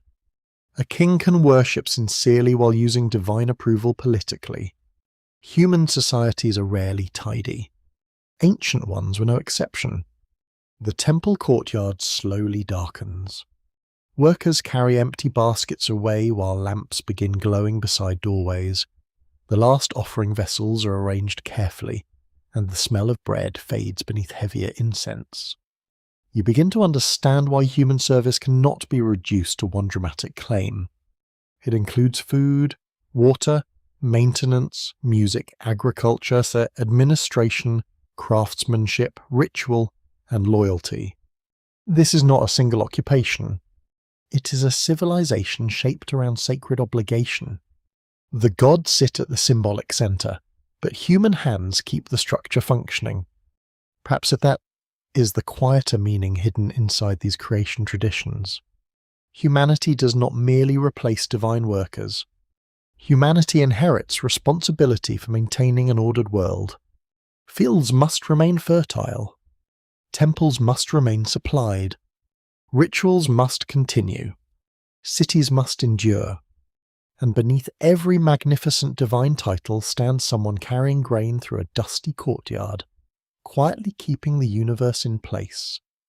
The room seems to widen as the language of the tablets shifts from labour towards something far more unsettling. Now the gods are not carrying baskets. They are deciding destinies. You stand beneath a night sky imagined over ancient Sumer, where the stars appear sharper than anything visible above a modern city. Beyond the mud brick walls, dogs bark somewhere near a gate, while a temple rises in darkness above clustered houses. Inside that sacred world, meat is not merely personal fortune. It is structure. Mesopotamian texts repeatedly describe divine powers establishing destinies for gods, cities, rulers, lands, and human beings. The language belongs to a universe where order depends upon decisions made beyond ordinary human control. The Anunnaki can appear within this process. That role matters because it complicates the popular image of them as one specialized workforce or one traveling group with a narrow mission. They belong instead to the language of divine authority. In several Sumerian literary compositions, the Anunnaki appear as great gods gathered within assemblies where cosmic matters are recognized, confirmed, or determined. They can stand near the machinery of fate itself. Nothing mechanical is required. The machinery is so social. Ancient Mesopotamians often imagined divine government through structures familiar from earthly government. Powerful gods preside, Assemblies gather, decisions become authoritative, and lesser beings operate within established ranks. Heaven resembles a court. That resemblance is not accidental. Kingship in Mesopotamia depends heavily upon legitimacy, and legitimacy is frequently described as something granted by the gods. Royal inscriptions present rulers as chosen, favoured, appointed, or strengthened through divine support. Political power therefore possesses a cosmic dimension. A king does not simply conquer. Ideally, he rules because heaven allows it. You can hear the soft murmur of officials waiting beyond a palace chamber. Wax lamps burn slowly, while messengers carry sealed tablets between courtyards. A decision made inside can change thousands of lives. Land may be reassigned. Taxes may be collected. Soldiers may be summoned. A governor may rise. Another may disappear. Now imagine that same administrative logic extended into the divine realm. The gods gather. Destinies are fixed. The world proceeds accordingly. Researchers at Yale, Oxford, and the University of Pennsylvania have examined how Mesopotamian literature connects divine assemblies with kingship, justice, cosmic boundaries, and political theology. The evidence reveals something important. Divine power is often collective. Even extremely important gods can operate within councils, genealogies, and assemblies rather than behaving as isolated absolute beings. This makes the Anuna particularly interesting. They can represent authority through plurality. A decision gains weight because great gods recognize it together. The exact composition of such groups can vary, yet the concept of assembled divine authority remains powerful. You might imagine something almost judicial. A matter is presented. The gods witness it. A destiny becomes established. Ancient language concerning destiny does not always mean an unchangeable future in the modern philosophical sense. It can refer to assigned status, function, authority, outcome, or the proper arrangement of things. A city may possess a destiny. A ruler may receive one. A deity may determine another being's place within creation. This is less like predicting tomorrow and more like defining what something is permitted or expected to become. That difference is easy to miss in translation. The English word destiny carries romance, or Mesopotamian usage can carry administration. There is something quietly magnificent about that contrast. Even fate has procedure. Bosis. One fringe interpretation treats divine councils as evidence for historical meetings among advanced rulers. The argument suggests that references to gods determining destinies describe political decisions made by technologically superior visitors governing early humanity. The comparison sounds tempting because councils are recognizably political. But myths routinely borrow the structures of human society to make the invisible world understandable. A divine court does not require a hidden earthly conference room. It requires storytellers who know what authority looks like. Mesopotamian society offers them abundant examples. City councils exist. Palaces issue decisions. Temple hierarchies assign responsibilities. Kings receive petitions. Judges hear disputes. Divine assemblies naturally inherit similar patterns. The intriguing question is not whether the gods secretly behave like administrators. It is why administration became a language for describing the cosmos. Perhaps organized society felt miraculous enough. For people living among canals, walls, archives, markets, and temple estates, order depends upon coordination. Without authority, water systems fail, their disputes multiply, trade becomes dangerous, and cities become vulnerable. Cosmic order may therefore feel believable only when it too has administration. The gods govern because the world must remain organized. The Anuna appear within that imagined stability. In some compositions, they praise a major deity. Elsewhere, They participate in judgment or divine decision. Their function can shift according to the needs of the story. That flexibility once again resists attempts to make them one fixed category with one permanent occupation. A group associated with fate in one text cannot automatically be reduced to labourers in another. Nor should every reference be forced into one modern narrative. The ancient material is more fragmented than that. Scholars continue debating how the language of determining destinies developed across Sumerian and Akkadian traditions. Questions remain concerning which divine assemblies are being invoked in particular texts and how literary formulas changed between cities and periods. That uncertainty is valuable. It reminds you that ancient theology developed through institutions, schools, and local traditions rather than through one universal handbook. The same concept can acquire different emphasis depending upon who is writing. A royal hymn may stress legitimacy. A creation text may stress cosmic order. A lament may emphasize divine judgment. A temple composition may elevate the patron god of one city above others. The gods remain recognizable while their relationships move. You feel the cool surface of an imagined stone threshold beneath your hand. Inside the sanctuary, the divine statues remain silent. Outside, ordinary people still live under decisions they cannot fully control. Floods arrive. Harvests fail. Children are born. Kings wage war. Cities prosper. Cities fall. It is easy to see why destiny becomes a powerful religious idea. Human life contains too much uncertainty. A divine assembly offers an explanation. Events may appear chaotic from below while remaining ordered from above. That thought can comfort. It can also terrify. If destiny has already been established, where does human freedom begin? Mesopotamian literature does not provide one clean philosophical answer. People pray, perform rituals, seek omens, make decisions, and attempt to influence divine favour. Their actions clearly matter. Yet those actions unfold beneath powers believed capable of fixing larger outcomes.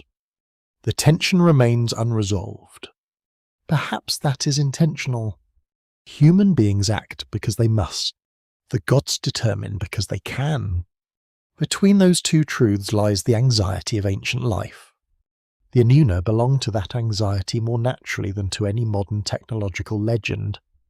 Their presence in assemblies, their association with divine authority, and their connection to destiny reveal a religious category embedded within cosmic governments. That picture is less sensational. It is also stranger. You are not looking at visitors arriving to manage one project. You are looking at beings imagined as participants in the ordering of existence itself. They stand where law, kingship, fate, and sacred hierarchy meet. And perhaps the most revealing mistranslation is not a single word carved into clay. Perhaps it begins when divine authority is mistaken for technical command, and cosmic order is quietly rewritten as administration from another world. The number appears quietly, almost casually, yet it changes the shape of the mysteries. 50, not 7, not 12, not a permanent roster known equally across every city. In one tradition connected with Eridu, the Anuna can be described as a group of 50 great gods. The figure is striking because modern retellings often present the Anunnaki as though ancient scribes preserved one fixed list of named individuals. The tablet suggests something more fluid. You imagine Eridu under a pale morning sky, its sacred precinct rising from a landscape of marshes, channels, mud brick walls, and shimmering water. Reeds whisper near the edges of cultivation. Birds move across shallow pools. The smell of wet earth mingles with smoke from household fires. To the people living here, Eridu is not merely another settlement. It carries sacred weight. Archaeological research has identified Eridu as one of the earliest major urban centres of southern Mesopotamia. Excavations revealed a long sequence of religious buildings constructed repeatedly on the same sacred ground. Temple replaced temple. Platforms became larger. Walls became more imposing. Generations returned to the same place and rebuilt what they believed mattered. Scholars from institutions including the University of Chicago and the University of Pennsylvania have studied these early sacred landscapes to understand how cities developed around religious identities. Eridu becomes especially important because of its association with the god Enki. He belongs to wisdom, fresh water, craftsmanship, cunning, and creative power. His sacred domain is closely connected with the watery depths imagined beneath the earth. This gives Eridu an almost dreamlike position within Mesopotamian religious thought. The city sits beside marsh and canal, yet its mythology reaches into primordial waters. Within certain traditions, the Anunnaki are connected with this sacred environment. The number 50 appears as a designation for a divine collective associated with Eridu. That does not automatically mean someone could have written down 50 individual names and produced a perfect membership register. Ancient numerical language often carries symbolic and organizational weight. Numbers can express completeness, prestige, hierarchy, or conventional group identity. This is where modern habits become dangerous. You naturally want to count. If a text says 50 gods, you expect 50 names. You expect a list. You expect consistency. Ancient religious literature does not always satisfy that expectation. A group can be described numerically without every member being individually identified. A number can function almost like a title. Think of an ancient military unit whose traditional name survives even when its actual personnel change. The label remains recognizable. The membership is flexible. Something similar may occur within divine groupings. The gods belong to categories that can shift according to theological setting, local tradition, and literary purpose. This creates a problem for anyone trying to build a single universal Anunnaki chart. Which 50 belong to Eridu? Do they match a divine group described elsewhere? Are all members equal? Are some names implied rather than stated? Does the number describe literal membership, symbolic completeness, or a conventional sacred grouping? The clay does not answer every question. That uncertainty is not failure. It is part of the evidence. Ancient religion is often organized through local worlds. A city possesses a patron deity. That deity has a household. A divine spouse may be present.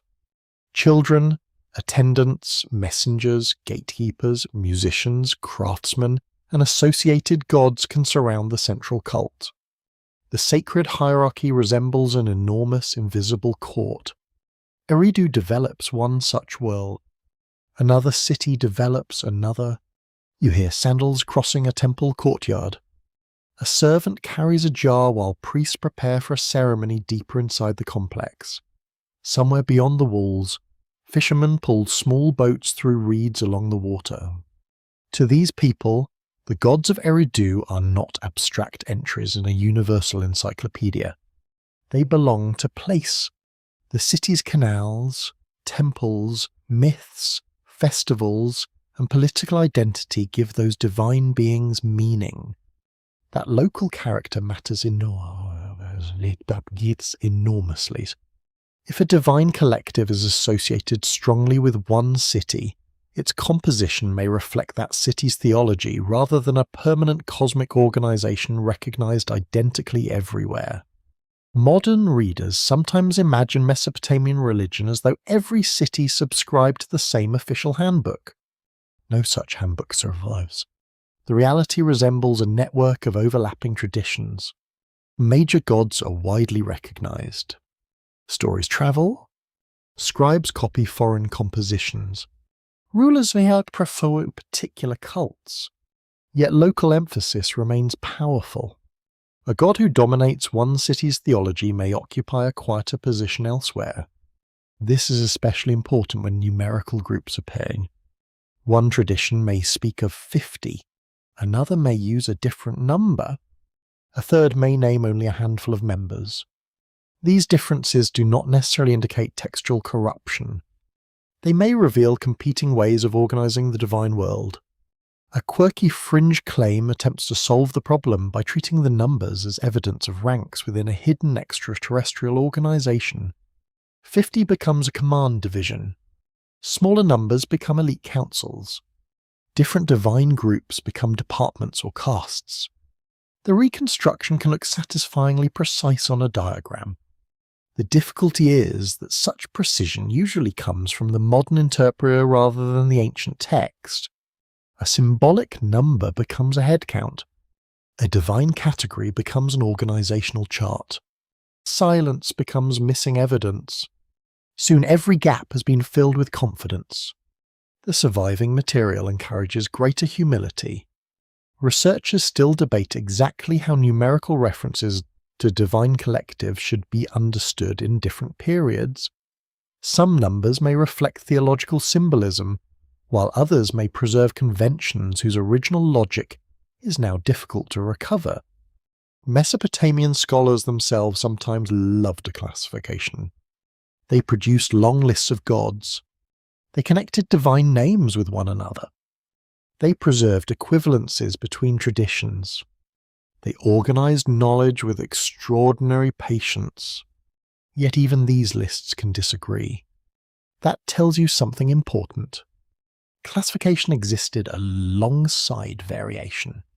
The scribes wanted order, but they inherited traditions too old and too diverse to become perfectly uniform. Perhaps the number 50 carries another layer of cultural meaning.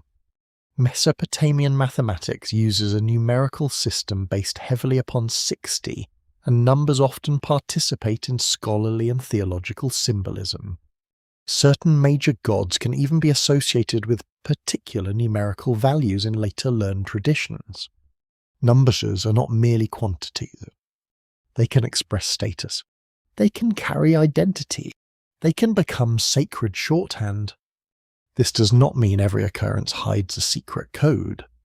That would create another modern trap.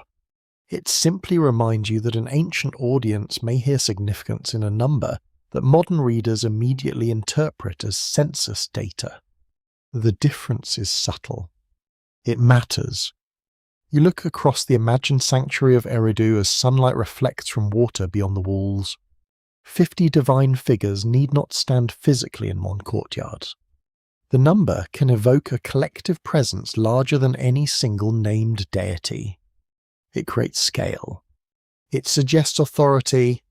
It places Enki within a crowded sacred order rather than an empty universe. That picture is almost more interesting than a fixed roster. The divine world becomes populated, layered, and local. It contains groups within groups. Some gods receive individual stories. Others exist mainly as collective powers. Some become famous across Mesopotamia. Others remain attached to particular temples and traditions. This resembles human society more closely than modern cosmic speculation usually admits. Cities contain rulers whose names survive. They also contain councils, workers, priests, soldiers, families, and crowds whose individual names disappear. Myth can preserve divine society in much the same way.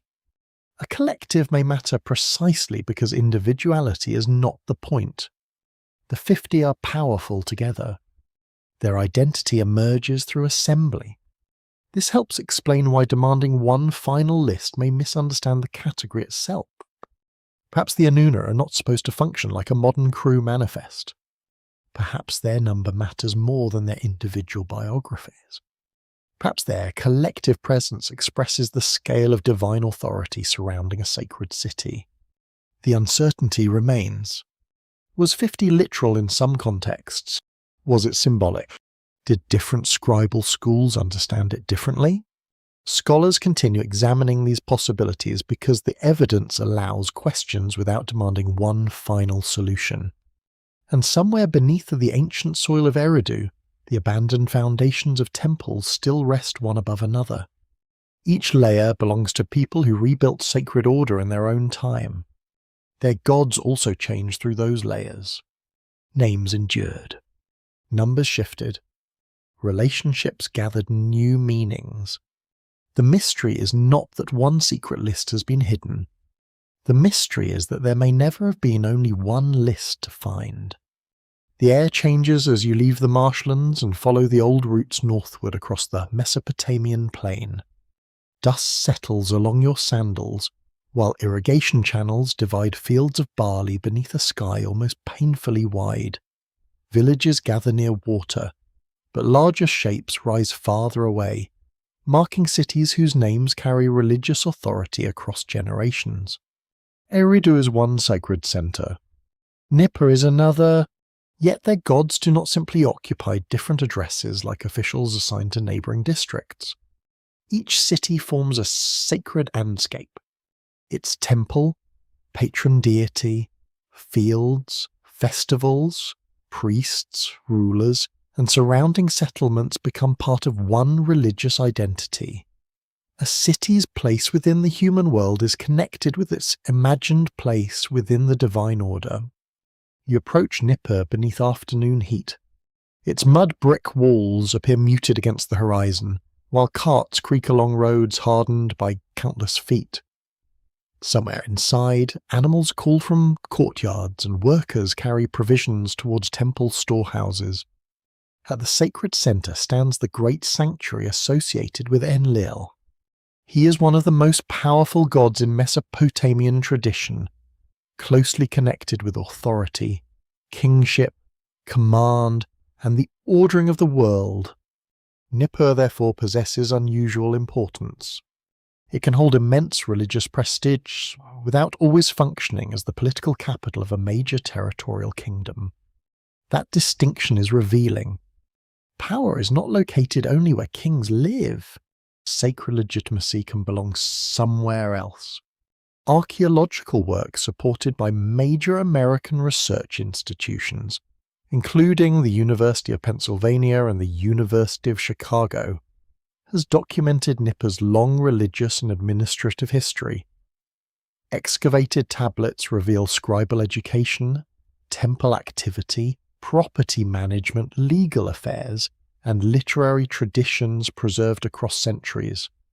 The city becomes a place where theology meets paperwork. Again, the combination feels almost charming. Divine authority may reach across the cosmos, yet someone still needs to record a delivery of grain. That practical detail prevents the sacred city from becoming a vague mystical symbol. Temples belong to streets filled with ordinary life, and their divine importance is sustained by human labour every day. You hear merchants bargaining nearby. A donkey complains from beneath its load. The smell of bread, animals, dust, and cooking oil drifts between buildings while priests move towards spaces ordinary residents may enter only under particular circumstances. Nothing separates heaven neatly from earth. The city itself becomes the meeting point. Mesopotamian gods are often attached strongly to particular places. Enki belongs especially to Eridu, Enlil to Nippur, and other major deities possess sacred centres whose identities become inseparable from their cults. This does not imprison a god within one city. A major deity can be worshipped across many regions. Yet the principal sanctuary provides a kind of divine home. The temple anchors supernatural authority geographically. That concept creates an important challenge for modern Anunnaki narratives. If divine beings were remembered primarily as visitors arriving from distant worlds, you might expect geography to matter only as the location of their activities. Instead, Mesopotamian texts repeatedly make particular cities sacred in themselves. Divine identity grows from place. The god belongs to the temple. The temple belongs to the city. The city belongs within cosmic order. This relationship becomes especially visible in traditions describing divine plans for the civilization. Cities can possess sacred institutions, ritual offices, forms of kingship, crafts, social roles, and cultural powers believed to originate within the divine realm. Civilization is not imagined as a entirely human invention. It is received, ordered, and maintained through sacred authority. You walk beside a canal where reeds cast thin shadows across the water. The surrounding fields look ordinary, yet ancient theology can transform agricultural abundance into evidence that divine order is functioning correctly. A successful harvest means more than good farming. It can signal harmony between land, ruler, people, and gods.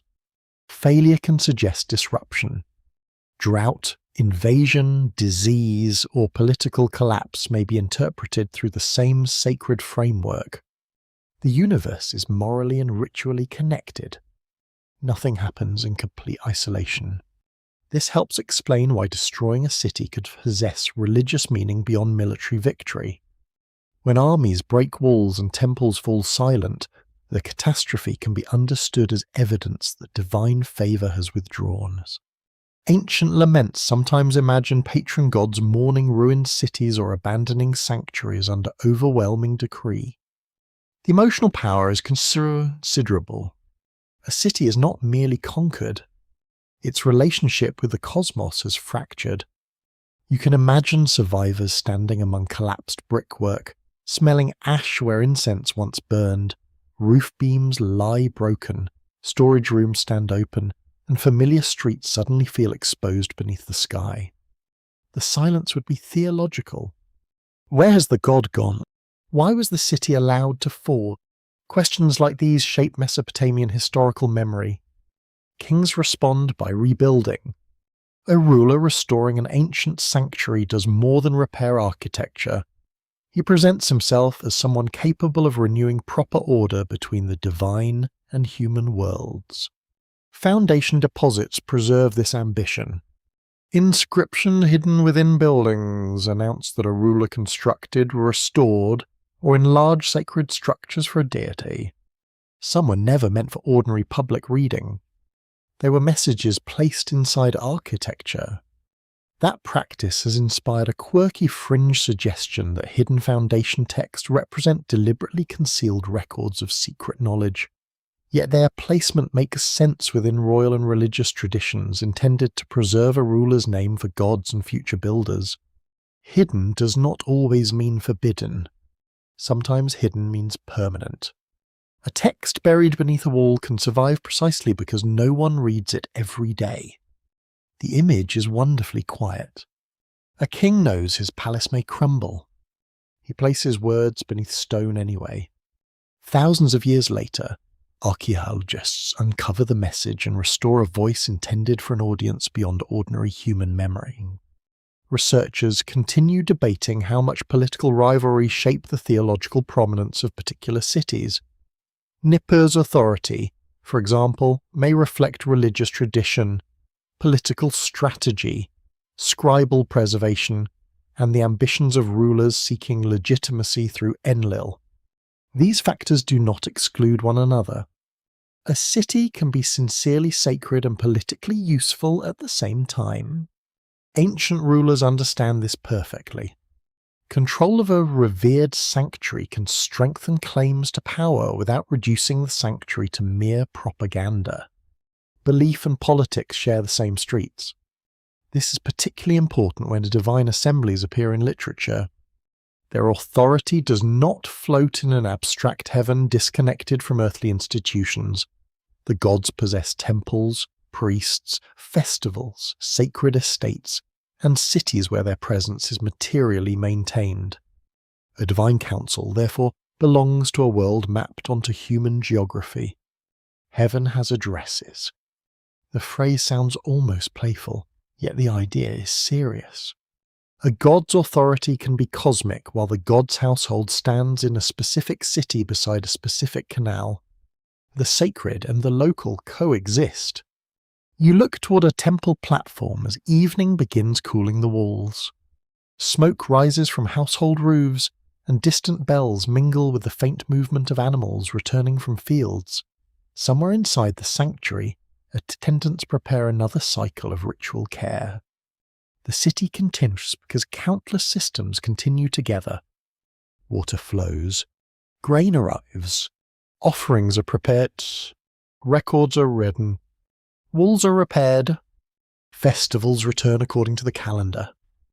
Divine order becomes visible through repetition. This may be the deepest reason sacred cities matter to the Anunnaki question. The gods are not presented simply as mysterious beings occupying the sky. They belong to a network connecting heaven with temples, temples with cities, so cities with agriculture, and agriculture with human survival. Remove the city and much of their ancient meaning disappears. The landscape itself becomes part of theology. Eridu rises beside sacred waters. Nipper gathers authority around Enlil. Other cities cultivate their own divine households. Together they form a religious map in which cosmic power is anchored to Earth. Perhaps this is why the oldest stories feel both vast and intimate. The gods can determine destinies, yet their houses require bricks. Their authority reaches heaven, yet their festivals fill ordinary streets. Their names survive through clay made from river mud. And beneath the enormous Mesopotamian sky, sacred order remains tied to something remarkably human, a city that must be maintained if the presence of the gods is to endure. A colder image begins to gather around the divine name as Mesopotamian tradition changes across the centuries. You no longer stand only among bright temples, irrigated fields, and crowded sacred courtyards. The imagination of the scribes now draws you downward, toward a realm beneath ordinary human life. The air feels still there. Dust settles without wind. The dead occupy a shadowed country governed by powers whose authority is difficult for mortals to escape. In several Akkadian traditions, the Anunnaki become strongly associated with this underworld setting. That development is important because it reveals how dramatically a divine collective can change in emphasis. A reader expecting one permanent identity immediately faces a problem. How can gods associated with great assemblies, destiny, or sacred authority also appear as figures connected with the realm of the dead? Ancient religion does not consider that contradiction impossible. Divine categories can shift, functions can overlap. Stories can reorganize familiar beings around different theological concerns. The surviving literature shows that Mesopotamian ideas about the Anunnaki do not remain frozen within one definition. In some Akkadian compositions, they appear among powerful underworld deities involved with judgment or the administration of the dead. The location is striking. Their authority has not disappeared. Its setting has changed. You imagine a narrow passage descending through darkness.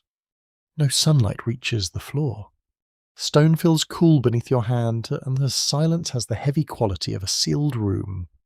Ancient Mesopotamians possess many stories concerning the boundary between the living and the dead. That boundary is not easily crossed, and those who enter the underworld do not simply wander home when curiosity is satisfied. The realm below has rules. It has rulers. It has gates. It has officials. Once again, cosmic space resembles administration. This underworld is not an empty cave. It is governed. Territory. One of the most famous Mesopotamian narratives involving descent concerns a powerful goddess entering the realm below. The story survives in related Sumerian and Akkadian traditions with important differences between them. At successive gates, symbols of status and power are removed. The visitor becomes increasingly vulnerable as she penetrates deeper into a realm governed by another divine authority. The scene feels ceremonial rather than adventurous. Every gate reduces certainties. Every threshold changes the balance of power. Within the wider underworld tradition, groups of great gods can serve judicial functions. The Anunnaki may appear as judges or authoritative figures, connected with decisions that mortals cannot appeal easily. This role fits their broader association with divine power, while placing that power in a darker setting. Death requires order too. That idea would not have seemed strange to ancient Mesopotamians. If cities need officials, perhaps the dead do as well. Archaeological evidence from Mesopotamian burials confirms that communities treated death through structured ritual practices. Graves could contain vessels, ornaments, tools, food-related objects, and personal possessions depending upon period and social position. Researchers at Yale and the University of Pennsylvania have examined burial customs alongside literary evidence concerning the dead. The resulting picture is neither simple nor cheerful. Mesopotamian conceptions of the underworld often lack the bright rewards familiar from some later religious traditions. Death can mean entering a dim existence where status and proper burial remain important. The dead may depend upon offerings from living relatives. Memory itself becomes a kind of nourishment. You can almost hear water being poured onto dry earth during a funerary ritual. A family speaks the name of someone who no longer answers. Food is placed where the dead cannot visibly take it, yet the ritual continues because a relationship has not completely ended. This makes the underworld part of social life. Ancestors remain relevant. Burial obligations matter. Neglected dead can become troubling presences within religious imagination. The realm below is therefore not remote mythology. It touches the household. That closeness helps explain why divine judges there would matter deeply. A curious fringe interpretation claims that underworld references actually describe hidden subterranean facilities operated by technologically advanced beings. Gates become security checkpoints, judges become administrators, and descent becomes entry into an underground installation. The transformation is easy to perform. Ancient architecture already includes gates. Divine hierarchies already include officials. Darkness already suggests hidden spaces. Yet nothing in those features requires a technological explanation. Mythic geography naturally uses familiar physical structures. A kingdom of the dead needs boundaries, just as an earthly city needs walls. A sacred descent needs thresholds, because crossing boundaries creates narrative meaning. The gate is powerful precisely because everyone understands what a gate does. It permits passage. It also denies it. The more interesting question concerns why the Anunnaki participate in this environment at all. Their appearance suggests that the divine collective can be reinterpreted according to changing theological needs. A group once emphasized in one cosmic setting can acquire stronger associations elsewhere. Religious language survives because it can adapt. That adaptability is not evidence that scribes forgot the original meaning. It may show that there was never only one authorized meaning to forget. Ancient Mesopotamia stretches across many centuries of political and linguistic change. Sumerian literary culture continues influencing scribes even when Sumerian is no longer an ordinary spoken language. Akkadian becomes dominant in Mendic.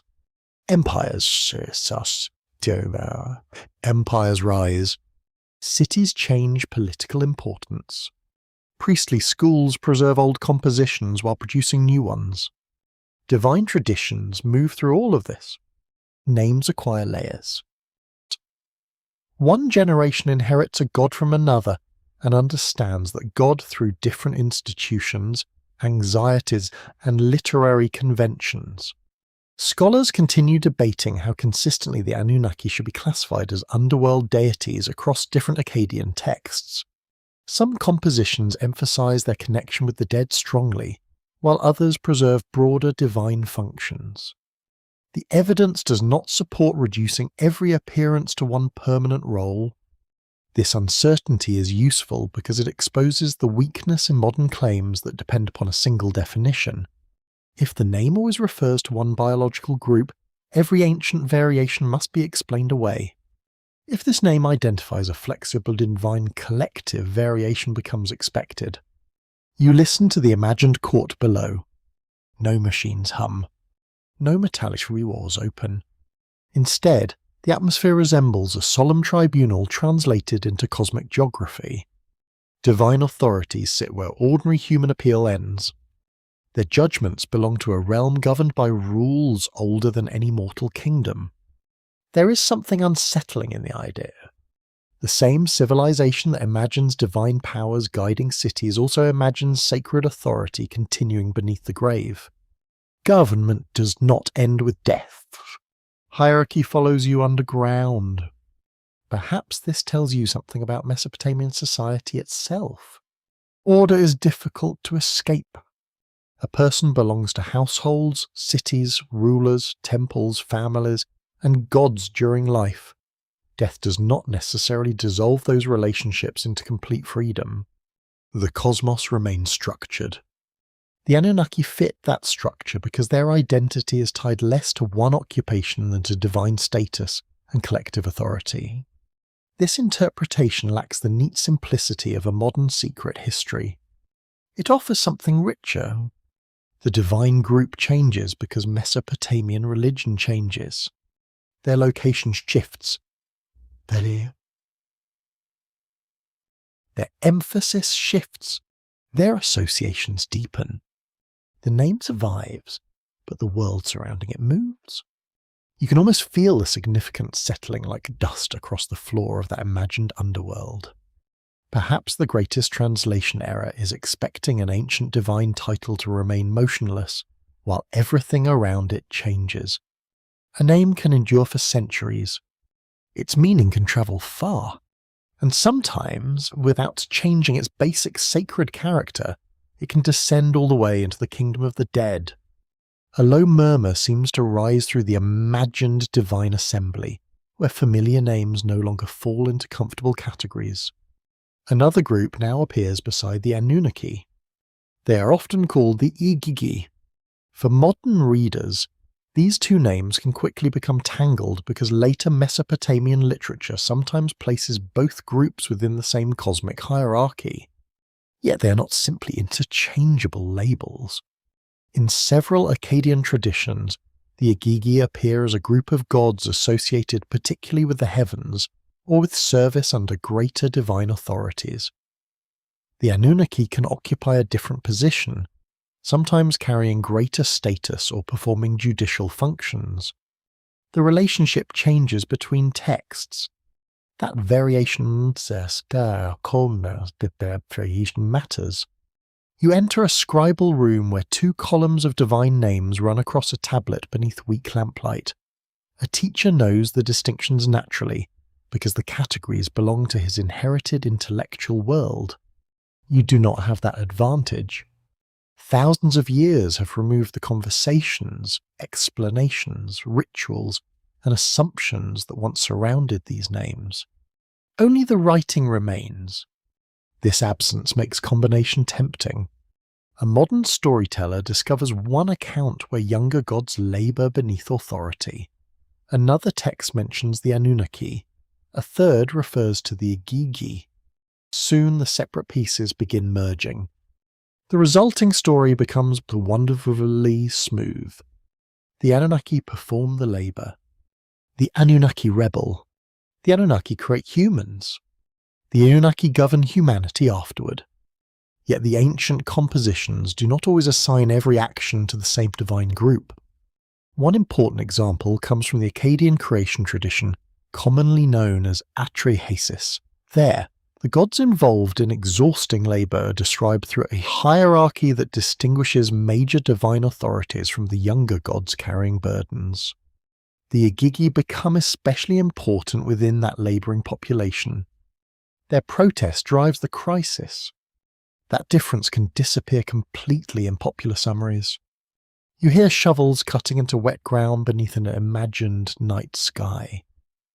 The workers are divine, but their identity matters because the story depends upon hierarchy rather than a single undifferentiated race of gods. Some command, some obey, some eventually resist. This structure resembles institutions familiar throughout Mesopotamian society, where status determined duties and access to power. Researchers at Yale, Oxford, and the University of Chicago have studied these Akkadian compositions through surviving manuscripts, linguistic analysis, and comparison with related traditions. Their work demonstrates that divine terminology must be read inside each literary context. A group name cannot simply be transferred from one story into another because the plots feel similar. The distinction between Igigi and Anunnaki becomes particularly interesting because ancient scribes themselves were capable of organizing gods differently. In some texts, the Igigi may represent heavenly gods collectively. Elsewhere, the relationship between groups is less sharply defined. The terminology does not behave like modern taxonomy. That is important. You might imagine scientific classification as a row of labelled boxes. Every creature belongs permanently to one category, and the boundaries are expected to remain stable. Ancient divine classifications are more flexible. A god can belong to a family, a city, a divine assembly, a functional group, and a cosmic region at the same time. Membership depends partly upon the contexts. The same deity can therefore appear within several networks without creating contradiction for the ancient audience. Modern interpretation often prefers cleaner divisions. That preference can accidentally rewrite the evidence.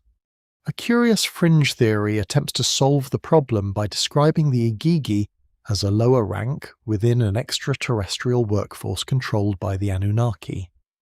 The Igigi become labourers stationed around Earth, while the Anunnaki become superior commanders directing operations.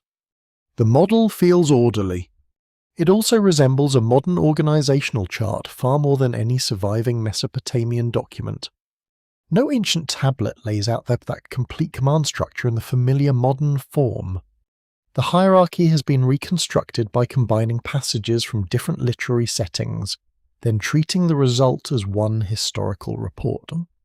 This is where storytelling becomes powerful enough to conceal its own construction. Imagine placing fragments from several medieval legends onto one table.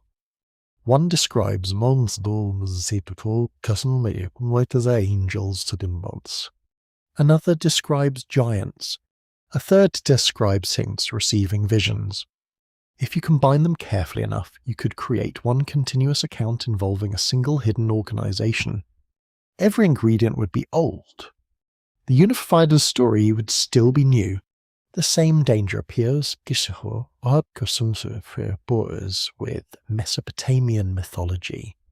Names survive across centuries. Themes echo across composition. Creation, labour, divine councils, floods, kingship, and underworld judgment overlap in different ways. A determined interpreter can connect them into one grand system. But connection is not the same as original unity. The distinction between the Anunnaki and Igigi reveals this problem especially clearly. Ancient scribes could distinguish divine populations according to literary need, cosmic location, or hierarchy. Modern retellings often erase those distinctions because one famous name attracts greater attention. The Anunnaki become a container.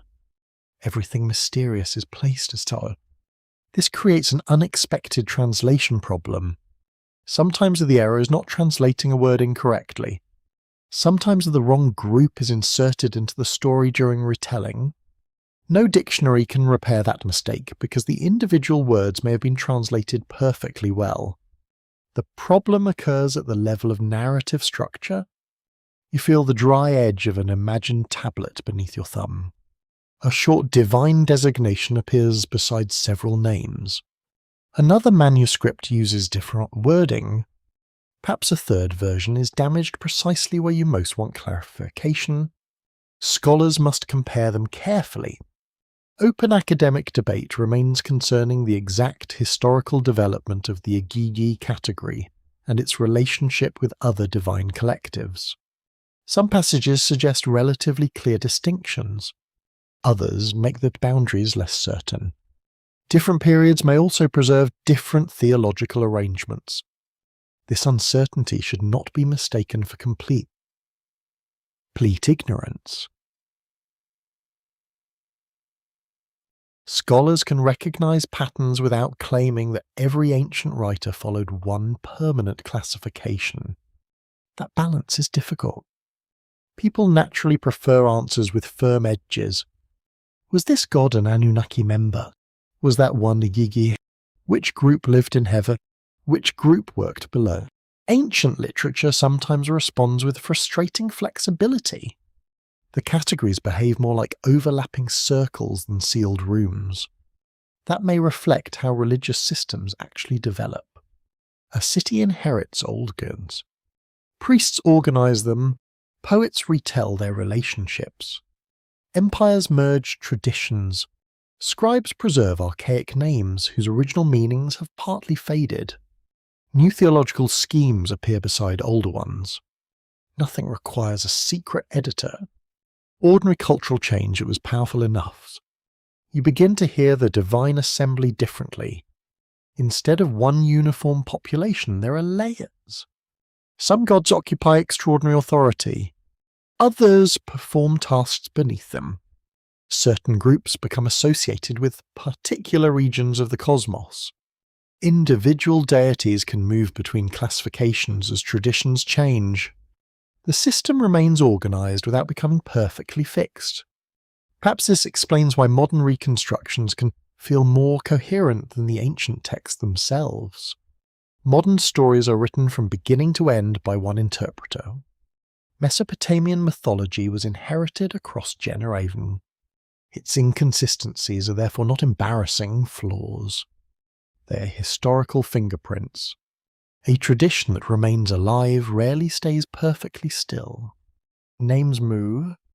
Roles overlap. Groups divide and merge. The quiet distinction between Anunnaki and Igigi reveals this movement better than any dramatic claim could. Once those divine populations are separated carefully, the familiar modern narrative begins losing some of its apparent simplicity.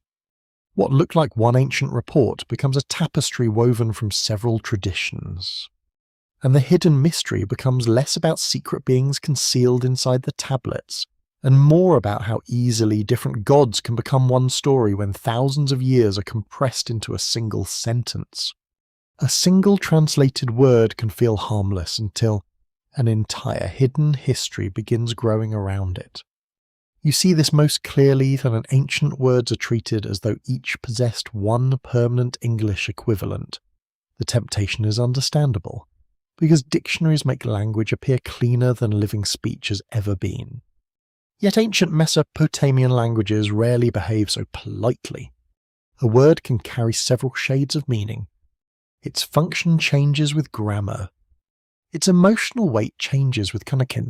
Its meaning can also shift through centuries of use. This is where literal translation becomes seductive. You encounter a line describing a god connected with heaven, and suddenly heaven becomes outer space. Another passage speaks of descent, and descent becomes the landing of a vehicle. A divine father becomes a genetic ancestor. A bright celestial object becomes a machine. Each step can sound reasonable when examined alone. Together, they create a completely different world.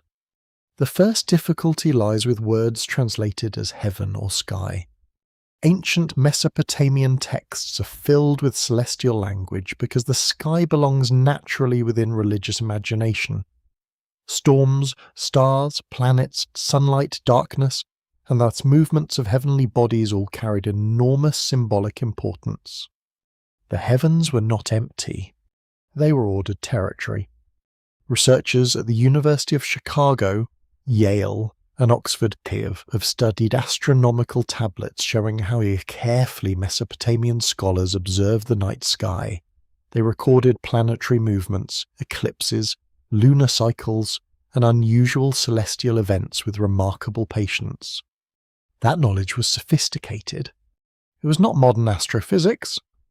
The distinction matters because technical astronomical observation existed alongside mythology and divination.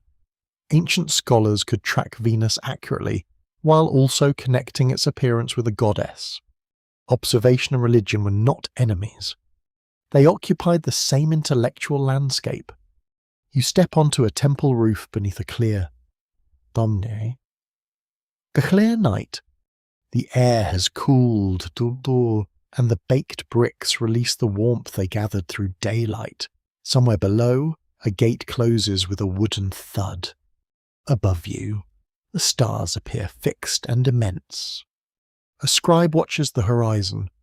He is not imagining empty vacuum. He sees signs. He sees order. He sees divine significance. When a text says that a god belongs to heaven, the phrase can therefore express cosmic location, divine authority, symbolism, or theological identity. It does not automatically describe an extraterrestrial birthplace. The same problem appears with descent. English makes the word sound simple. Something higher moves lower. Yet mythic descent can carry many meanings. A deity can descend from heaven to earth. A goddess can descend into the realm of the dead. Divine power can descend upon a ruler. A sacred object can be said to come from heaven without requiring machinery to transport it. Context decides what kind of movement is imagined. A quirky fringe interpretation sometimes treats every reference to descent from heaven as a memory of physical landing. The argument gains force through repetition. Translated phrase appears.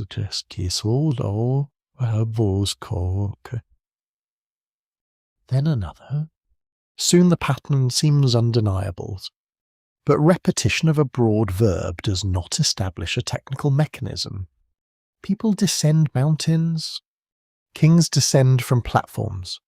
Rain descends from clouds. Darkness descends upon cities. Meaning comes from the scene. Ancient texts are filled with movement between cosmic regions because their universe is layered. Heaven stands above. The human world occupies its place, and the realm of the dead lies below. Movement through those regions carries theological meaning. It can describe access. It can describe authority. It can describe danger. It can describe transformation. A literal physical direction may be present without implying modern transportation. The word itself cannot tell you everything. Names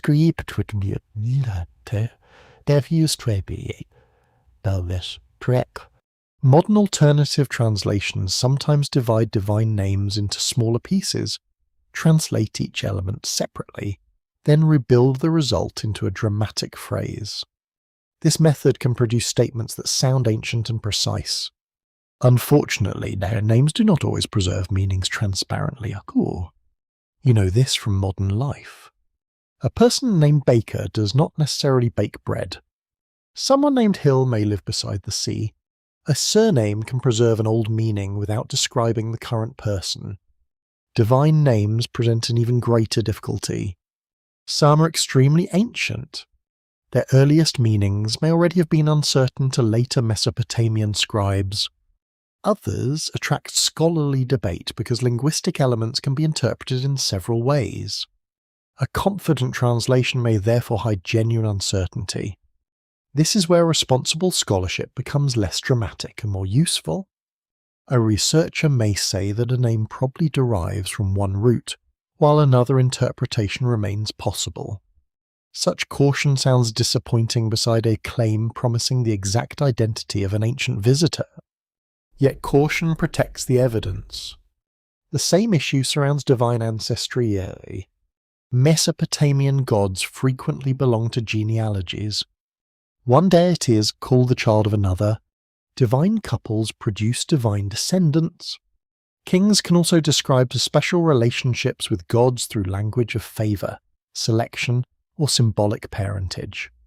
Modern readers accustomed to biological genealogy may interpret every family term literally.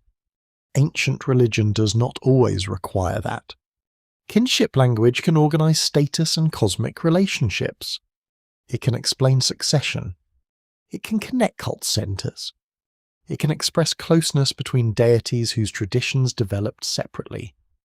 A divine family tree may therefore be theological before it is biological. You smell wax smoke from a lamp while an imagined scribe recites a list of gods.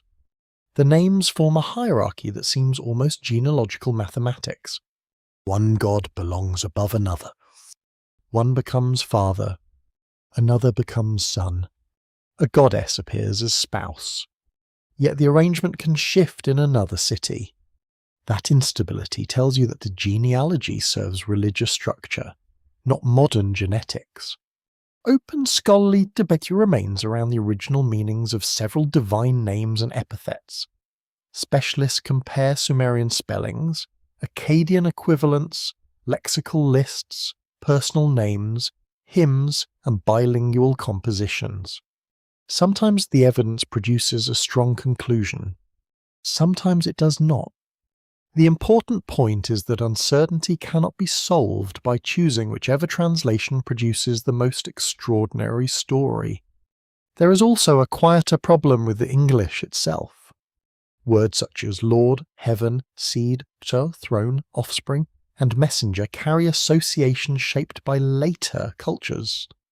When placed inside a translation, they arrive carrying those associations whether the translator intends it or not. A reader supplies imagery automatically. The ancient word may occupy a broader or narrower field. Consider the word seed. In many ancient languages, agricultural and reproductive meanings can overlap naturally. A modern technological reading might transform seed into genetic material in a laboratory sense. That interpretation may sound scientific. The agricultural image is thousands of years older and culturally immediate. Fields surround Mesopotamian cities. Seed determines survival. Metaphor grows from what people know. Literalism can therefore become strangely modern while pretending to be ancient. The reader thinks every image describes physical technology. The poet may be describing authority, fertility, ritual, ancestry, or divine presence. This does not mean ancient texts should be treated as meaningless metaphor. Some descriptions spoken are concrete. Some journeys are presented as actual journeys within the imagined world. Some objects are physical. The task is not to make everything symbolic. The task is to resist deciding the mechanism before understanding the language. You hear the wind move across the temple roof again. A star rises near the horizon. To one observer, it is a divine sign. To another, it is a planet. To a modern reader, it may become evidence of a spacecraft. The object in the sky remains the same. The interpretation changes around it. Perhaps this is why literal translation can produce such powerful illusions of certainty. It gives you solid English words. Those words feel dependable. Yet every translated word sits at the end of a chain involving grammar, scribal tradition, cultural assumptions, damaged evidence, and scholarly judgment. The English sentence looks smooth because the difficulty has already been hidden inside it. That smoothness can mislead. Ancient language is not a locked box opened by discovering one secret dictionary definition. It is a landscape. You must notice where a word stands, what surrounds it, who is speaking, what kind of text contains it, and what an ancient audience likely understood without explanation. Only then does the translation begin to breathe. And perhaps the most dangerous mistranslation occurs when every ancient metaphor is made literal, while every modern assumption remains invisible. A paperback book lies beneath a 20th century reading lamp, far removed from the temple courtyards where ancient scribes once pressed reeds into clay. Its pages smell faintly of paper and glue. On them soon, familiar Mesopotamian names begin acquiring unfamiliar identities. Gods become visitors. Sacred journeys become space travel. Creation becomes biological engineering. A modern Anunnaki story is taking shape. One of the most influential figures in this transformation was Zecharia Sitchin, an author whose books reached large international audiences beginning during the 1970s. Sitchin presented ancient Mesopotamian writings as records of technologically advanced beings connected with a distant planet. He argued that these beings had come to Earth in the remote past and intervened directly in human origins. The proposal was extraordinary. It was also radically different from the interpretations used by specialists trained in Sumerian and Akkadian languages. That difference matters because many modern claims now circulate without their 20th century origin being mentioned. You may hear them introduced simply as what the Sumerians said. The phrase sounds authoritative. It removes the modern interpreter from view. Yet the distance between an ancient tablet and a contemporary retelling may contain several separate interpretive decisions. Each decision adds something. Soon the additions become invisible. You settle into an imagined study filled with books on archaeology, astronomy, mythology, and ancient languages. Outside, traffic moves through a modern city. Inside, photographs of cuneiform tablets sit beside drawings of planets and diagrams reconstructing a forgotten cosmic history. The atmosphere feels almost scholarly. Footnotes appear. Ancient names appear. Historical dates appear. That visual seriousness can make an interpretation feel more established than it actually is. This is one reason alternative histories become persuasive. They rarely invent everything. They begin with genuine material. Sumer existed. Cuneiform existed. Mesopotamian gods exist. Ancient astronomers observed planets carefully. Creation stories connected humanity with divine activity. Flood traditions survived in several forms. Each piece is real. The transformation occurs through arrangement. A planet mentioned in astronomical tradition becomes the home of visiting beings. A god described with celestial language becomes a traveller from that planet. A mythic creation scene becomes a laboratory procedure. Human service becomes forced industrial labour. Separate texts become consecutive chapters of one hidden historical report. The method produces coherence. Ancient literature itself is much less cooperative. Professional Assyriologists study these texts through grammar, manuscript comparison, historical linguistics, archaeology, and long traditions of scholarship. Their conclusions can differ over difficult lines. They can argue intensely over damaged signs or unusual words. Yet the extraterrestrial reconstruction has never become a mainstream reading within the field. That is not because specialists refuse unusual ideas automatically. Archaeology has accepted many surprising discoveries when evidence supports them. Entire cities once known largely through texts have been excavated. Unknown languages have been deciphered. Chronologies have been revised. Ancient trade networks have proven wider than earlier researchers expected. Scholarship changes when material requires change. The problem with the modern Anunnaki theory is not merely that it sounds strange. The problem is that its linguistic foundations do not match how specialists read the relevant texts. A quirky feature of the modern story illustrates this clearly. Sitchin connected the Anunnaki with a supposed planet often described as returning through the inner solar system on an immense orbit. This planet became essential to explaining why advanced visitors would periodically approach Earth. The idea offered a celestial clock for the entire narrative.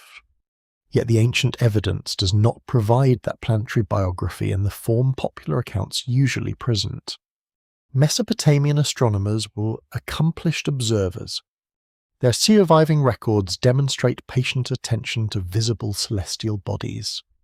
They tracked planets recognizable to the naked eye and developed methods for predicting astronomical phenomena.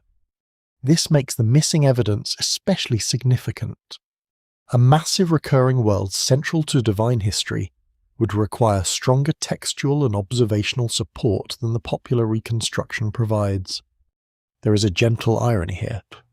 Ancient astronomy is fascinating without needing an invisible planet. Babylonian scholars eventually produced mathematical techniques capable of describing planetary movement with impressive precision. Their achievement becomes less visible when attention shifts entirely towards speculative visitors. The invented mystery can overshadow the genuine one. How did generations of observers, working without telescopes, create such sophisticated celestial records That question requires no spacecraft, it requires patience. You imagine a scholar standing beneath the night sky recording the position of a planet relative to known stars. His instrument is observation. His archive is clay. His work continues because other scribes preserve the records. This is intellectual continuity on an extraordinary scale. The modern extraterrestrial narrative also changes the role of mythology. Ancient stories become disguised technical reports. Gods are assumed to be misunderstood scientists or rulers. Fantastic events become descriptions of machines whose terminology has supposedly been lost. At first, this approach seems to make mythology more realistic. In practice, it can make ancient people disappear. Their symbolism becomes error. Their religion becomes confusion. Their metaphors become primitive descriptions of modern technology. Everything meaningful is relocated into a technological framework familiar to the 20th century. That framework tells you as much about modern culture as ancient Mesopotamia. The ages that produced the popular Anunnaki theory was fascinated by rockets, genetics, nuclear power, planetary exploration, and the possibility of extraterrestrial intelligence. Human beings had walked on the moon. Spacecraft were traveling toward other planets. Genetic science was transforming ideas about heredity. Ancient myths suddenly seemed available for technological reinterpretation. A god descending from heaven could resemble an astronaut because astronauts now existed. A creator shaping humanity could resemble a genetic engineer because genetic engineering had become imaginable. Modern experience supplied new metaphors. Then those metaphors were projected backward. This does not mean everyone attracted to the theory is careless. Many readers encounter it through genuine curiosity about ancient history. The story offers enormous appeal because it connects archaeology, astronomy, mythology, and human origins through one dramatic explanation. It promises that scattered mysteries belong together. That promise is powerful. Humans naturally enjoy patterns. A fragmented archive feels uncomfortable. A unified explanation feels satisfying. Scholars, however, must tolerate incompleteness. A damaged text may remain damaged. A divine name may remain uncertain. Two myths may never fit perfectly together. A missing explanation may simply remain missing. That restraint can feel disappointing beside a theory that answers everything.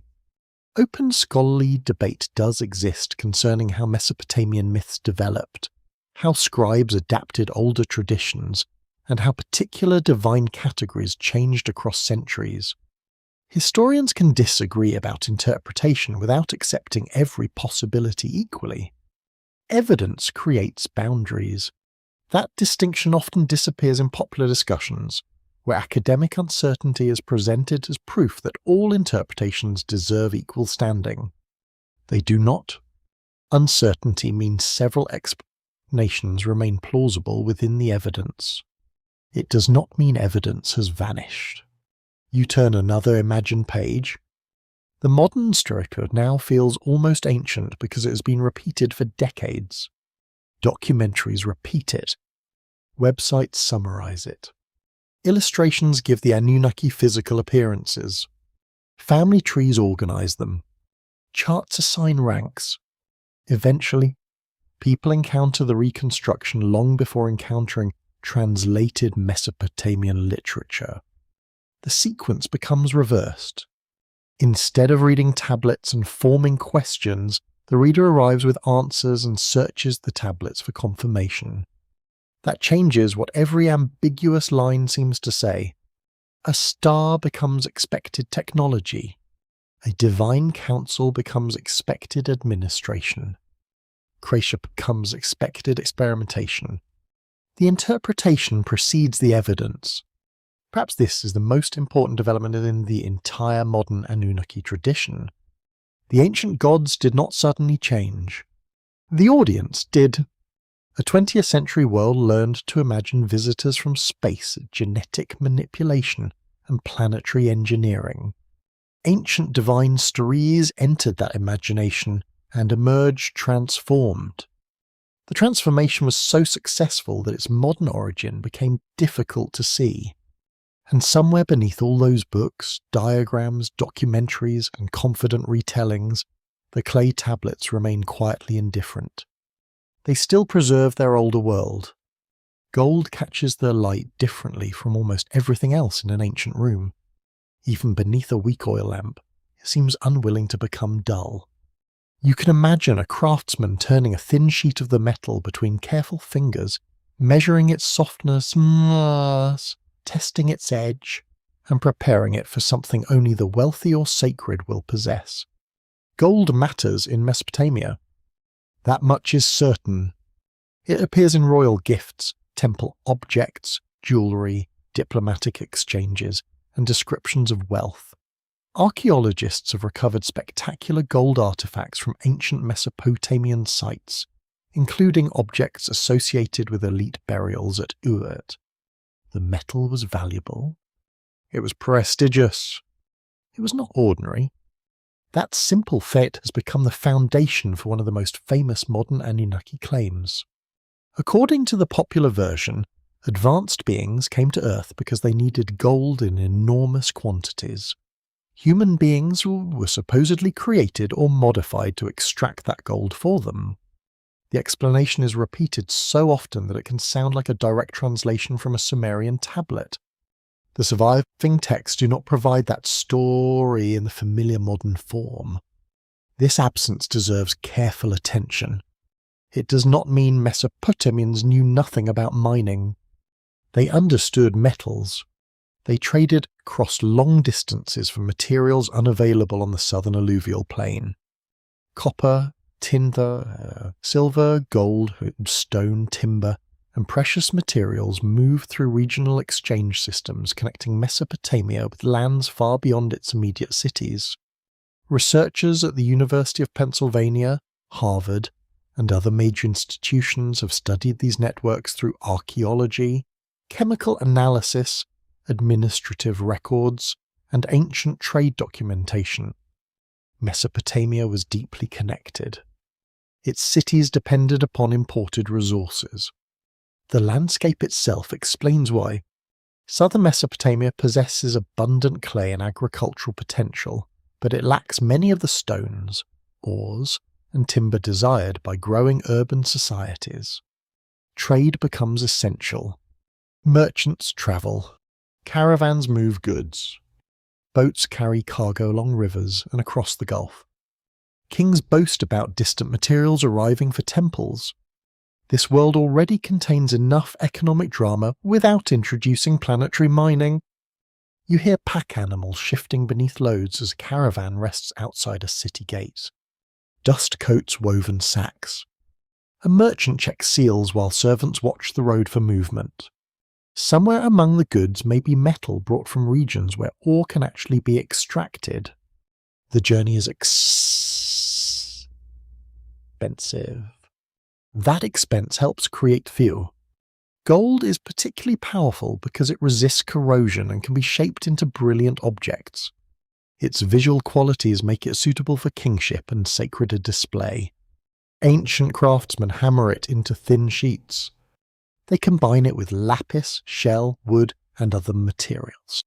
The result can transform ordinary surfaces into objects that seem almost supernatural under lamplight. The famous finds from the royal cemetery at Ur demonstrate the sophistication of Mesopotamian metalworking during the 3rd millennium before the Common Eras. Gold appears beside lapis lazuli, silver, shell, and carefully worked ornaments. These objects reveal elite wealth and extraordinary craftsmanship. They do not reveal an industrial gold program operated for non-human visitors. That distinction is almost painfully simple. The archaeological evidence for gold exists. The claimed purpose does not. A modern theory can connect two real facts and still create an unsupported conclusion. Mesopotamians valued gold. Mesopotamians told stories of Satanitim anxieties about gods. Therefore, the gods came for gold. The final step does not follow automatically. You can feel why it remains attractive. Gold seems mysterious.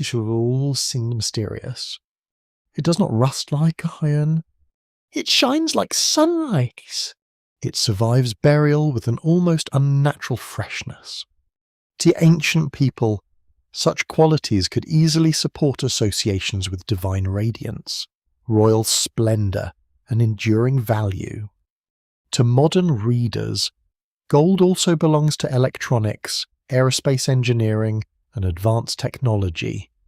That modern knowledge quietly changes the story. Because gold has technological uses today, ancient references to gold can be made to sound technical as well. This is an interpretive trap. A material can possess modern industrial value without having carried the same purpose in an ancient text. Copper provides a useful comparison. Mesopotamians used copper widely for tools, vessels, weapons, and decoration. A modern engineer knows copper is also essential for electrical wiring. That does not mean every ancient copper object is evidence of electricity. The material remains the same. The cultural use changes. Gold requires the same caution. One quirky fringe claim proposes that advanced beings needed gold to repair or protect the atmosphere of their home world.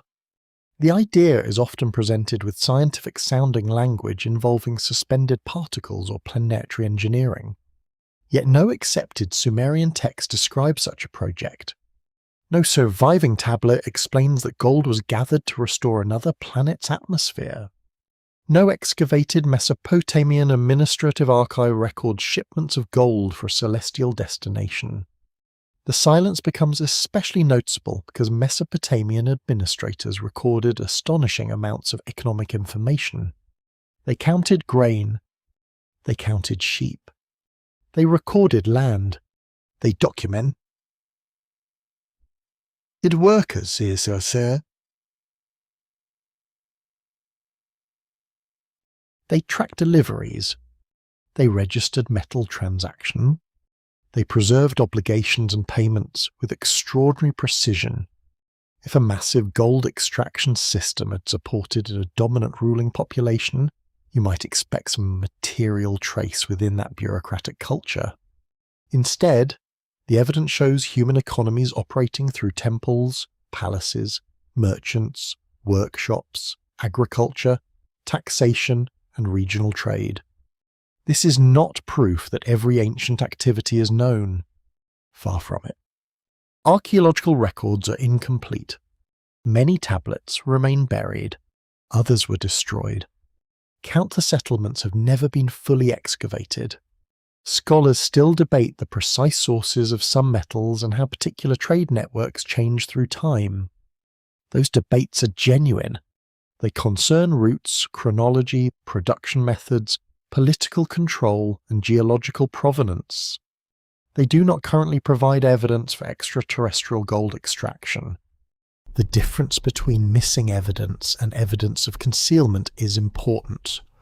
A gap can invite a question. It cannot automatically supply an answer.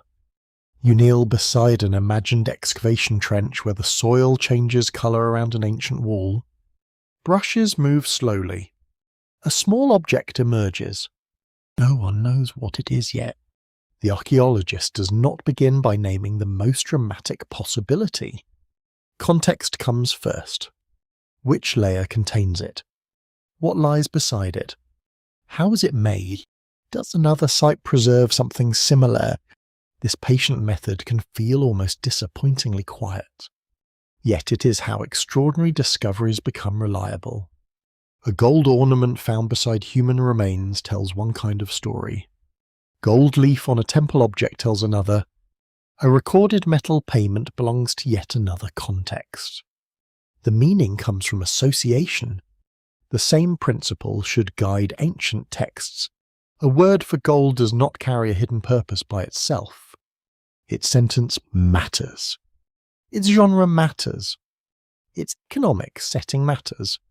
Its archaeological context matters. You begin to notice something more revealing. The popular gold narrative answers a modern question that the ancient texts may not have been asking. Why would advanced beings bother with coming here? Gold provides a motivator.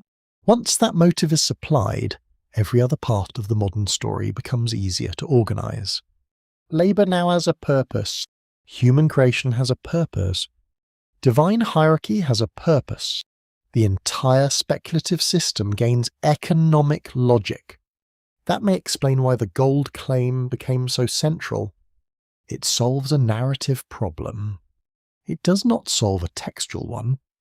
Ancient Mesopotamian people already possessed their own explanations for divine activity: human service, kingship, ritual, fertility, and cosmic order. Those explanations emerge from temples, fields, rivers, cities, and sacred obligations. They do not require a hidden mineral contract. The gold still glows beneath the lamplight. It remains beautiful. It remains valuable. It remains capable of carrying enormous symbolic power. Perhaps that is enough. Perhaps that's the more unsettling possibility, as when a modern audience became so accustomed to technological motives that it could no longer imagine why an ancient civilization might value gold simply because it was rare, radiant, durable, and worthy of kings and gods. The metal survives.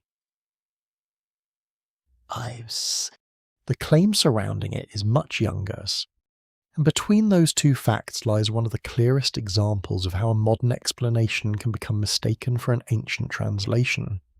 You sit with an uncomfortable possibility that scholarship knows more than rumour suggests, yet less than certainty would prefer. The surviving evidence is extensive. Thousands upon thousands of Mesopotamian tablets preserve contracts, hymns, myths, school exercises, astronomical observations, royal inscriptions, prayers, inventories, and legal disputes. Yet abundance does not create completeness. Entire libraries have vanished. Cities remain only partly excavated. Important compositions survive on broken tablets whose missing lines may never be recovered. This is where genuine scholarly uncertainty begins. It does not begin with a hidden translation deliberately withheld from the public. It begins with broken clay. You imagine an excavation trench under a white afternoon sun. The soil is dry enough to crumble between careful fingers, and small pottery fragments appear among compact layers of ancient debris. A tablet fragment emerges. Only half a sentence survives. The missing portion may contain a divine name, a verb, or merely another familiar formula. Nobody knows yet. That uncertainty can be frustrating. It is also intellectually honest. Researchers at Yale, Oxford, the University of Chicago, and the University of Pennsylvania have spent generations comparing surviving manuscripts and reconstructing Mesopotamian religious traditions from incomplete material. Their work has established much about major gods, temple systems, mythology, scribal education, and political theology. Questions still remain concerning the Anunna and Anunnaki. One debate concerns membership. Which gods belong to the group? There is no surviving universal list that remains consistent through every place and period. Certain texts present the group collectively without naming individual members. Others associate particular major deities with them. Numerical descriptions can vary. A divine figure may belong naturally within one theological arrangement while appearing differently somewhere else. This makes the collective difficult to define with modern precision. You might compare it with the word nobility. The term identifies a social category clearly enough, yet the people belonging to that category change between kingdoms, generations, and legal systems. Knowing the category does not provide one eternal list of names, something of here may help explain divine collectives. The category can remain recognizable while membership shifts. Another scholarly question concerns chronology. When particular descriptions appear in surviving manuscripts, researchers must ask whether the ideas represented are equally ancient. A tablet copied during a relatively late period may preserve a composition believed to have much older origins. That creates a delicate problem. How much of the wording reflects early traditions? How much reflects the scribal environment of the surviving copy? Sometimes comparison between manuscripts helps. Sometimes it only reveals additional complexity. Ancient scribes were conservators. They were also participants. They preserved old literature while living inside changing cultures. This means transmission is rarely passive. Even careful copying exists within a historical moment. The issue becomes especially important when Sumerian literary traditions continue to be studied long after Sumerian has ceased functioning as an everyday spoken language. Scribes can learn the language through formal education. They memorize signs or they copy prestigious composition. They produce bilingual materials. An old language becomes a language of scholarship and tradition. That process can preserve ancient ideas remarkably well. It can also create opportunities for reinterpretation. You hear a student reciting difficult vocabulary beneath the watch of an instructor. The pronunciation may already belong to a scholarly tradition rather than ordinary street speech. An unusual word causes hesitation. A teacher explains its accepted meaning. Centuries later, another school may preserve a slightly different understanding. The chain continues. Nothing sinister is required. Human learning is enough. A quirky fringe claim sometimes turns such uncertainty into evidence that priestly schools intentionally altered records concerning the Anunnaki. The idea is attractive because scribes truly did control access to specialized knowledge. Literacy required training. Some scholarly texts circulated within restricted professional communities. Certain rituals and technical traditions were not intended for everyone. Yet restricted learning does not prove deliberate concealment of extraterrestrial history. Every literate civilization develops specialist knowledge. Physicians, priests, mathematicians, astronomers, lawyers, and administrators all preserve material requiring education to understand. Secrecy can exist without supporting every secret proposed thousands of years later. Another unresolved question concerns geography. Did different cities understand the Anuna differently because local theology shaped the divine collective? The evidence strongly suggests that place matters within Mesopotamian religion, but reconstructing every local variation remains difficult. Eridu preserves traditions centered upon one divine hierarchy. Nippur gives enormous authority to another. Uruk, Lagash, and other syndicatids cultivate their own sacred relationships. When scribes borrow myths across these environments, divine emphasis can shift. A god important in one city may receive greater prominence when a story is copied there. Religious geography changes interpretation. Scholars also do it how categories such as Anunnaki and Igigi developed in relation to one another. Some texts allow a useful distinction between divine groups. Others produce less certainty. The terminology may evolve as Akkadian literary traditions develop alongside inherited Sumerian material.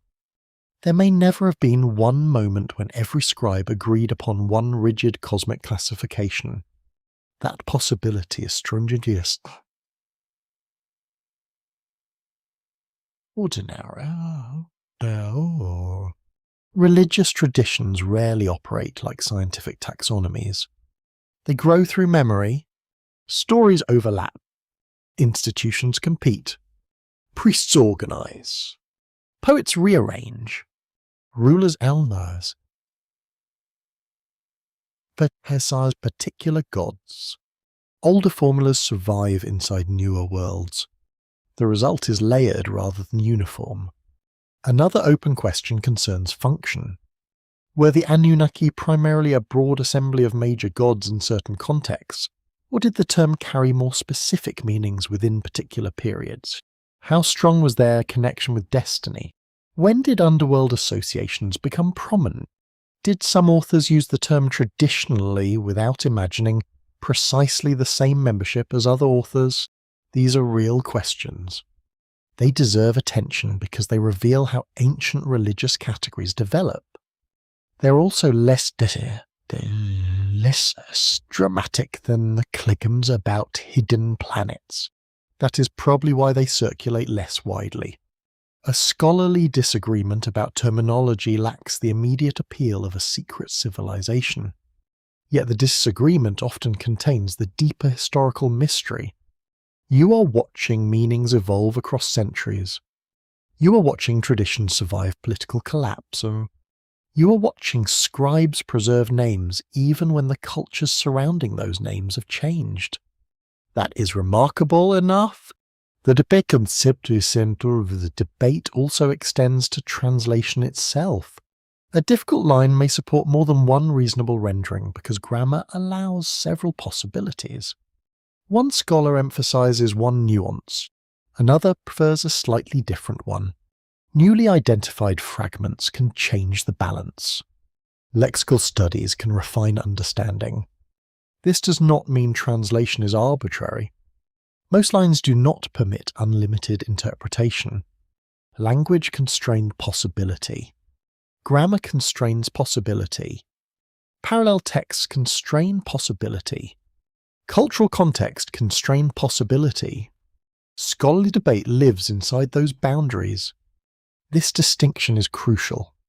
If specialists disagree between two closely related readings, that disagreement does not create permission for an unrelated third translation unsupported by the language.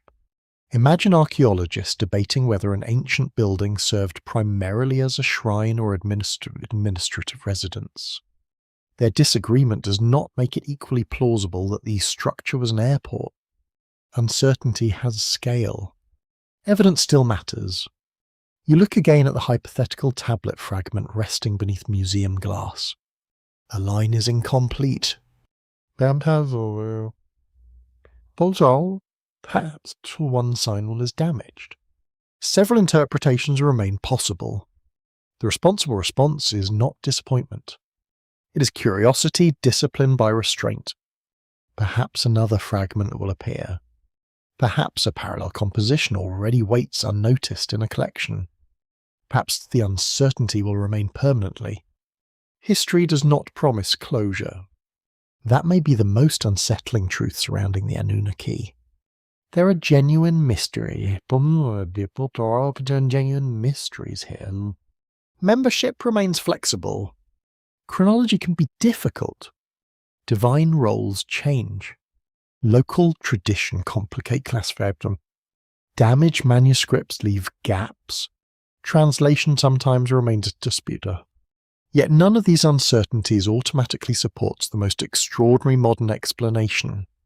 They simply reveal the limits of recovery. You stand among shelves holding clay tablets whose authors expected their own world to continue. It did not. Languages vanished from ordinary speech. Temples collapsed.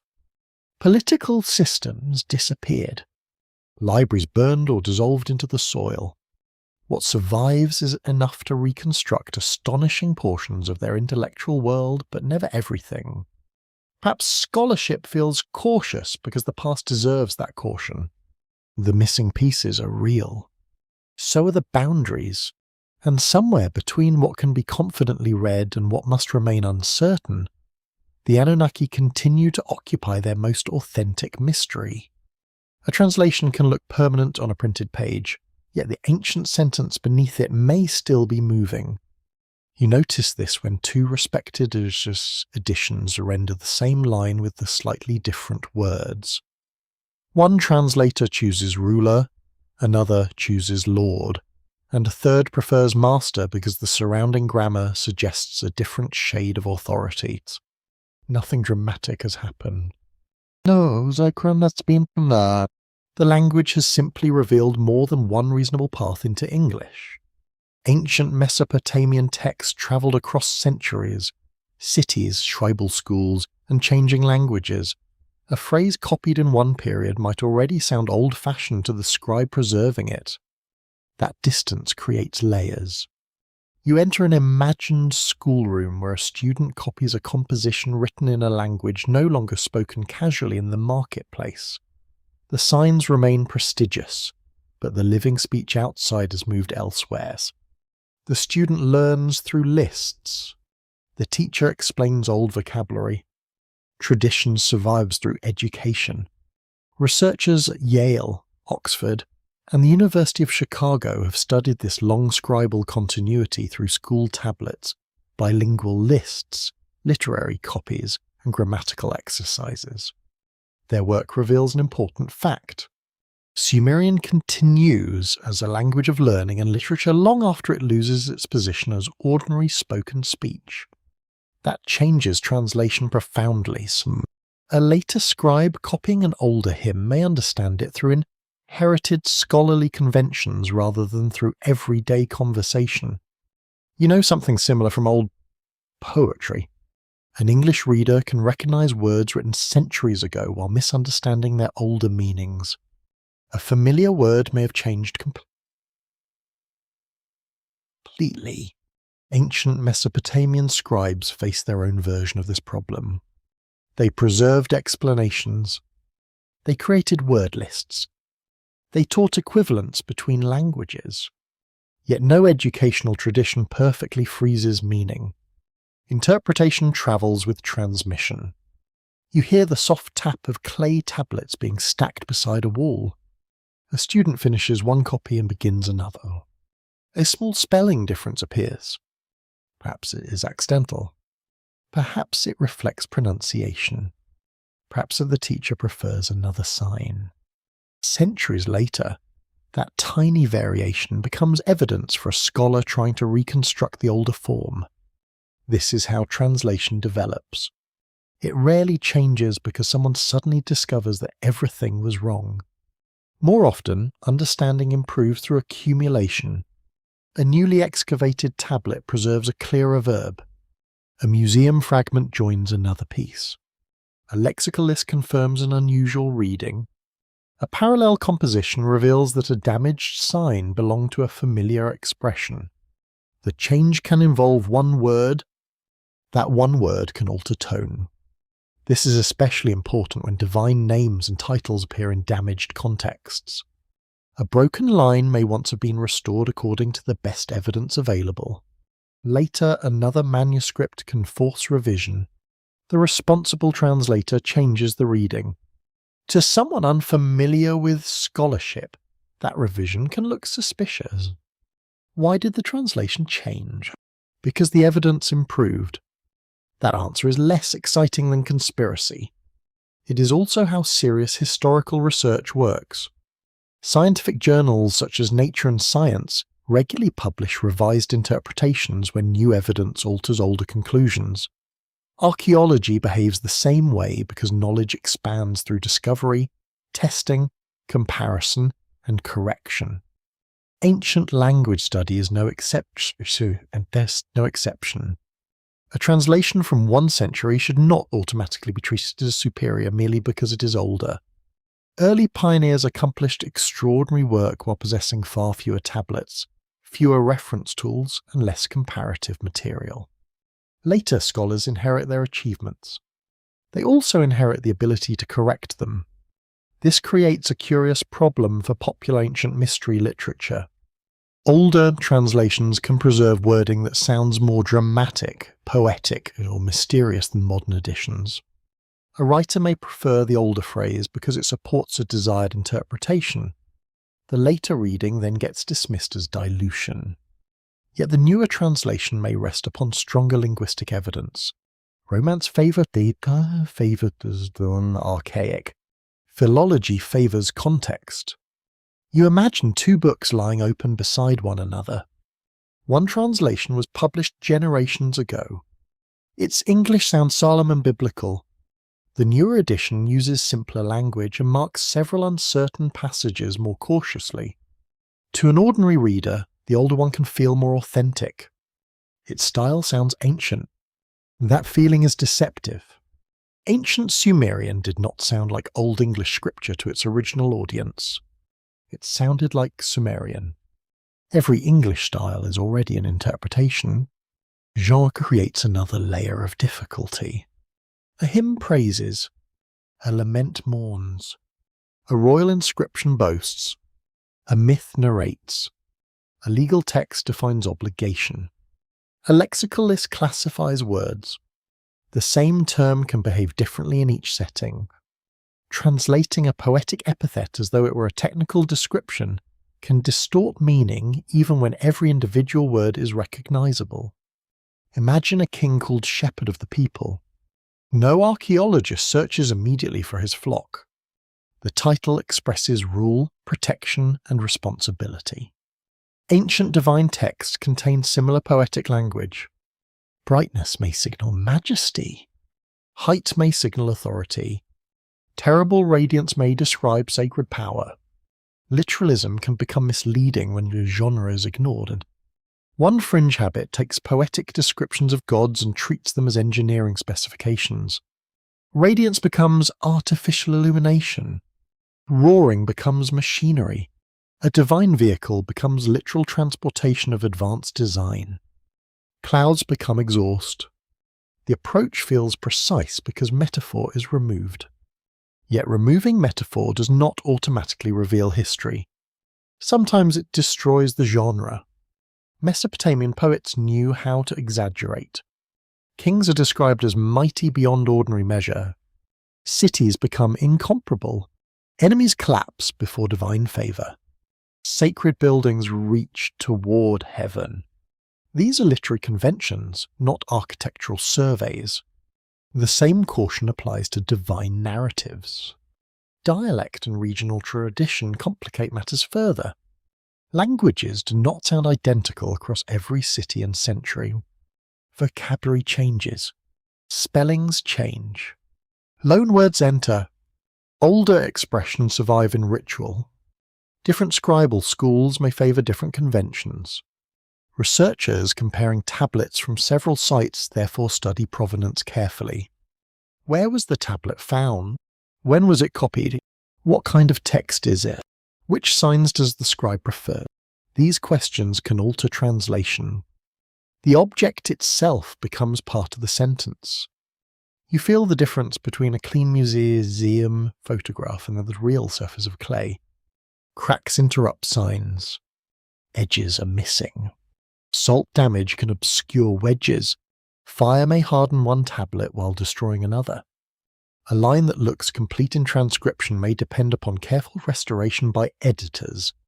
Square gaps in scholarly editions often represent silence where clay has vanished. Popular retellings tend to remove those silences. An uncertain reconstruction becomes a complete sentence. A cautious possibility becomes a confident declaration. Soon the reader cannot see where the ancient tablet ends and modern restoration begins. That is one of the quietest ways meaning can drift. Scholars openly debate how much restoration is justified in damaged literary passages.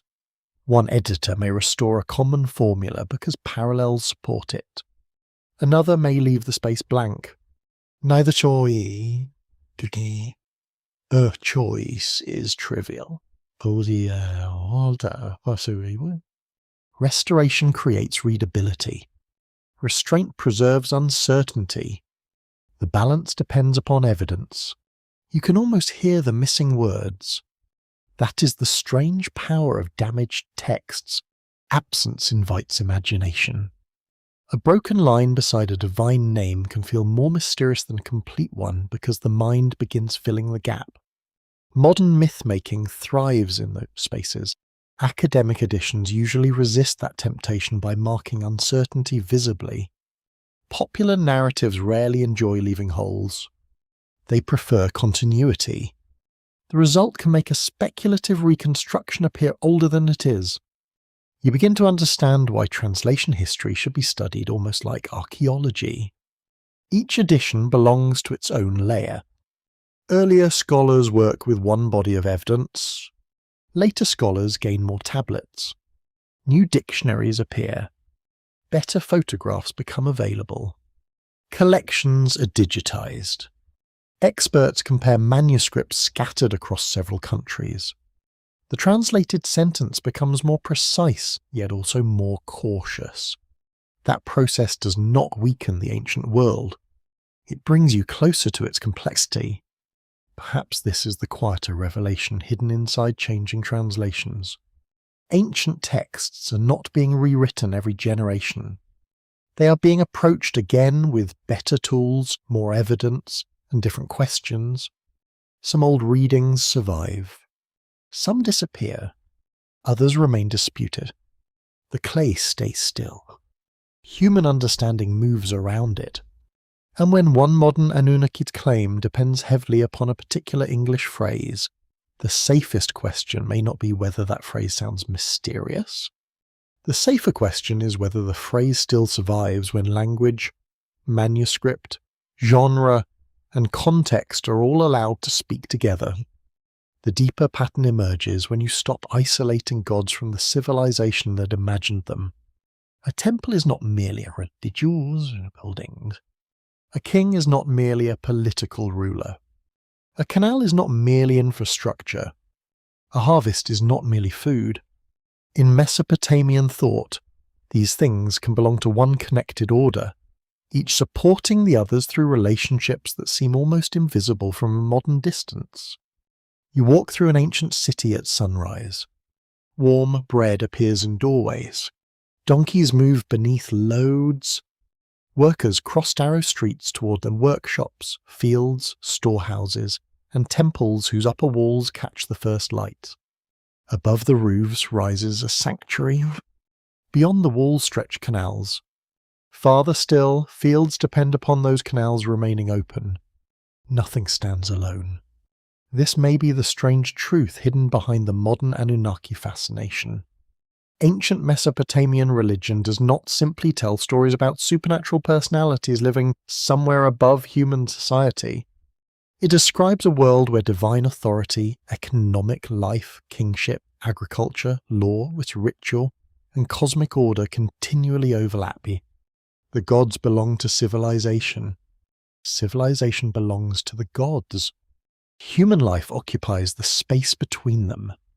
Researchers at Yale, Oxford, and major American universities have reconstructed this social landscape through administrative archives, temple records, royal inscriptions, law collections, and archaeological remains. The evidence shows that urban life depends upon coordinated systems of labour and authority. Water must be controlled. Grain must be stored. Workers must be supplied. Boundaries must be defended. Contracts must be witnessed. Temples must be maintained. Kingship stands near the centre of this structure, but even kings regularly describe their authority as something granted by divine powers. A ruler may present himself as chosen to establish justice, restore temples, protect the weak, defeat enemies, or maintain prosperity. His political office therefore becomes part of sacred order. You hear a proclamation being read near a city gate. People gather around while officials stand nearby. The words concern taxes, land, labour, or royal authority, yet divine names surround political power like an invisible frame. The king rules human beings. The gods authorize the king. The temple legitimizes sacred relationships. The city supplies the temple. The fields supply the city. The canals supply the fields. The entire structure loops back upon itself. This is not a secret machine. It is a social universe. The Anunna fit naturally inside such a system because they represent divine authority as a collective. Their importance does not depend upon possessing one hidden occupation. They can participate in assemblies, cosmic order, destiny, judgment, and the wider organization of divine life. Their meaning grows from relationships. That may be why modern attempts to isolate them from Mesopotamian religion produce such different results. Remove temples and they become visitors. Remove kingship and divine authority becomes command technology. Remove ritual and sacred service becomes forced labor. Remove mythic geography and heaven becomes outer space. Remove agricultural symbolism and creation becomes biotechnology. The transformation happens through subtraction. The ancient context disappears. A modern framework takes its place. This is a quieter process than mistranslation. It does not require changing every word. You can translate each sentence reasonably and still produce a distorted interpretation if the cultural system surrounding those sentences is stripped away. Imagine finding a medieval crown without knowing anything about monarchy. You might identify the metal correctly, you might measure every jewel accurately. You could still misunderstand what the object meant. Mesopotamian divine literature creates the same problem on a much larger scale. The symbols survive. The institutions that made them obvious have vanished. You begin to feel how deeply fate enters this structure.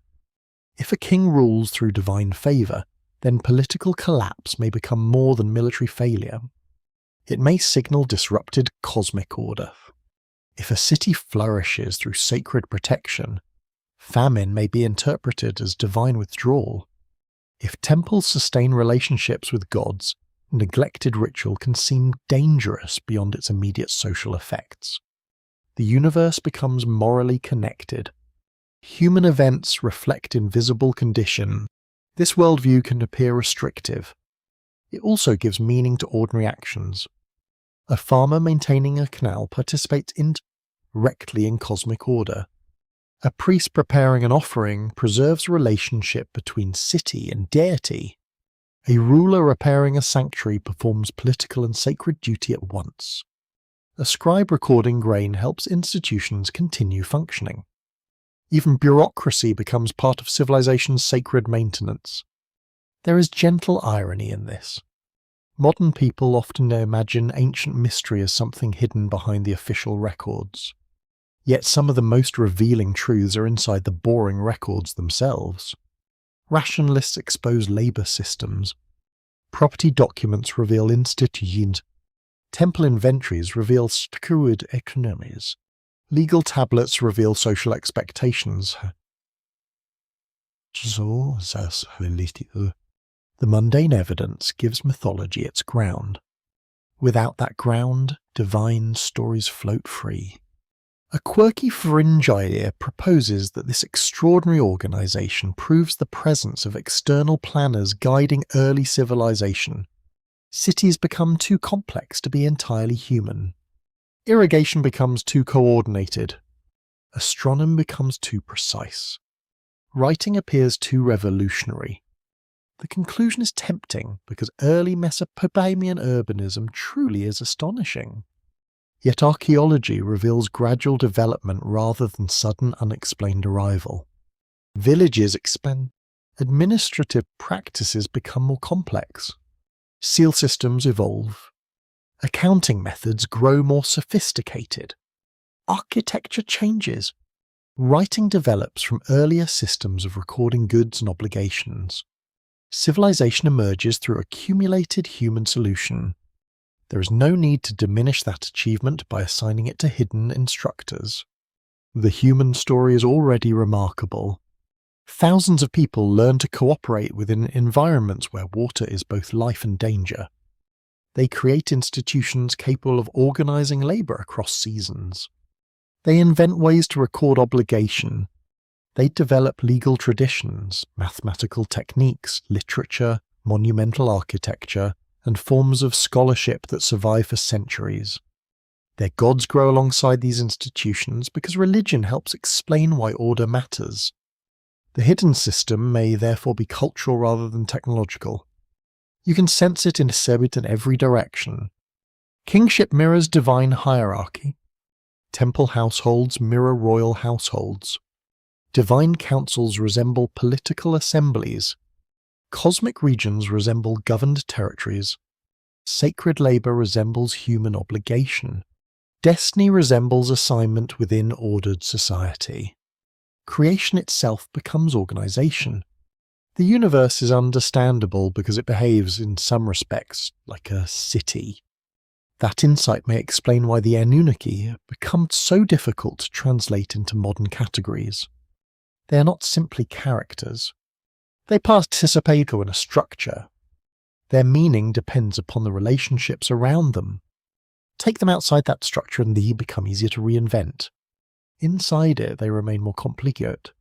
Scholars continue debating how directly Mesopotamian social institutions shape specific mythological traditions. Some emphasize political theology. Others focus on ritual practice, literary development, economic organization, or regional religious change. No single model explains every composition. That disagreement is useful because it prevents the ancient world from becoming a mechanical diagram. The system lives. It contains contradictions. Different cities emphasize different gods. Rulers promote different traditions. Scribes preserve old material beside newer interpretations. People experience religion through household rituals as well as monumental temples. Nothing remains perfectly uniform. You walk toward the city wall as evening approaches. The sky turns bronze. Workers return from fields. Smoke rises from cooking fires while water still moves slowly through canals dug by generations whose names have disappeared. Above the roofs, the temple catches the final light. For a moment, everything seems connected. The gods explain authority. Authority organizes labor. Labor sustains cities. Cities maintain temples. Temples preserve relationships with gods. Perhaps this is the hidden structure that modern readers often overlook because it lacks the excitement of spacecraft and lost technology. Yet it may be stranger in a deeper way. Ancient Mesopotamians imagined human society as part of cosmic order itself. Your work mattered beyond survival. Your ruler stood within sacred hierarchy. Your city possessed divine identity. Your fate belonged partly to powers older than any individual life. The Anunnaki become mysterious precisely because they inhabit this unfamiliar system. They are not easily removed from it without becoming something else.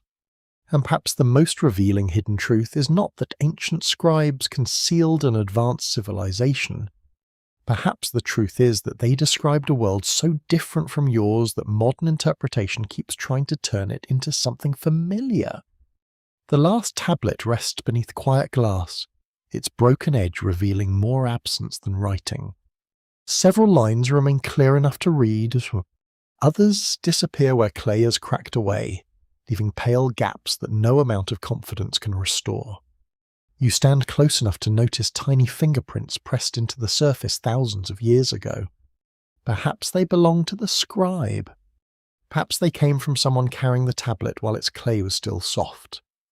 That small human trace feels strangely important. The person who touched this object knew a world that you can only reconstruct through fragments. He understood jokes that vanished. He recognized gods without footnotes. He heard pronunciations that no living speaker can reproduce with complete certainty. He inhabited customs that rarely required explanation because everyone around him already understood them. Then that world disappeared. The tablet remained. This is the boundary every investigation of the Anunnaki eventually encounters. Not conspiracy, not certainty, loss. Archaeologists working through institutions such as the University of Pennsylvania, Yale, Oxford, and the University of Chicago have recovered enormous collections of Mesopotamian writing. Their discoveries transformed human understanding of early cities, mathematics, literature, religion, law, trade, astronomy, and political administration. Yet surviving tablets represent only a fraction of everything once written. Clay can endure remarkably well under favourable conditions. It can also crumble, dissolve, break, burn improperly, or disappear beneath settlements that remain unexplored. Libraries vanish unevenly. One room survives because fire accidentally hardens its tablets. Another disappears because moisture reduces unfinded clay to earth. A palace archive may preserve the thousands of administrative records, while a nearby household leaves almost nothing. History survives through accidents. That truth creates an uncomfortable imbalance. Modern readers naturally assume that surviving texts represent what ancient people considered most important. Sometimes they do. Sometimes they merely represent what happened to survive. A temple archive might dominate knowledge of one city because its storerooms endured better than ordinary homes. A scribal school might preserve literary works because students copied them repeatedly. Another tradition may vanish because nobody placed its tablets where archaeology could recover them. Silence therefore has several possible causes. Something may never have been written. Something may have been written and lost. Something may remain buried. Something may already sit unidentified inside a museum collection. These possibilities are ordinary. They are also profound. A quirky fringe claim sometimes suggests that missing tablets must contain suppressed explanations about the true identity of the Anunnaki. The argument is seductive because absence cannot speak for itself. Whatever is missing can be imagined freely. A lost tablet might contain almost anything. That is precisely the problem. Possibility is not evidence. You could imagine a forgotten composition describing heavenly beings in completely unexpected language. You could also imagine thousands of missing grain receipts. Both possibilities fit the simple fact that tablets are missing. Only discovery could distinguish them. The archaeological record does occasionally produce surprises. Fragments stored for decades can be recognized as parts of known composition. Objects excavated long ago can receive new interpretations when techniques improve. Previously unread signs can become clearer through advanced imaging and better photographs. Unexpected archives can reshape understanding of entire periods. This gives the unknown legitimate power. The past can still surprise you, but surprise requires evidence when it arrives. It cannot be borrowed in advance. You hear the soft hum of a museum ventilation system while the tablet remains motionless. Its silence is different from secrecy. Secrecy requires someone choosing to conceal. Silence requires only time. Ancient Mesopotamia has had thousands of years for time to do its work. Walls collapse.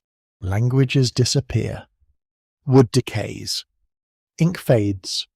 Rivers shift. Cities become tells beneath newer settlements. Human memory breaks long before clay does. This is why the question of mistranslation must remain carefully defined. Some ancient passages have certainly been translated differently as scholarship develops. Difficult has been reconsidered. Damaged lines have received alternative restorations. New manuscripts have improved older readings. These changes belong to normal historical research. Yet the larger modern Anunnaki story involves something broader than translation alone. Interpretation. That distinction is the quiet center of the puzzle. Translation asks what the ancient words most plausibly mean. Interpretation asks what those meanings imply. A translator can render a word as heaven. An interpreter decides whether heaven means divine realm, visible sky, cosmic region, poetic authority, or physical outer space. A translator later can render a verb as descend. An interpreter decides what kind of descent is happening. A translator or identifies God. An interpreter decides what gods really were. The greatest disagreements often begin there. No dictionary can settle them completely. Historical context becomes essential. Material culture matters. Genre matters. Religious practice matters. Astronomical knowledge matters. Economic records matter. Archaeology matters. A proposed interpretation grows stronger when several independent forms of evidence support it. It weakens when it depends mainly upon selecting unusual meanings while ignoring the surrounding culture. This principle sounds almost boring. Most boring. That is why it is powerful. Ancient mysteries become more interesting when evidence places limits around imagination. Without limits, every broken tablet can prove anything. With limits, the surviving fragments begin revealing something more difficult and more human. Open scholarly debate remains over countless aspects of Mesopotamian religion. Researchers still discuss how divine groupings change through time, how local traditions shaped theology, and how older Sumerian ideas survived within later Akkadian literature. They debate the historical development of particular myths.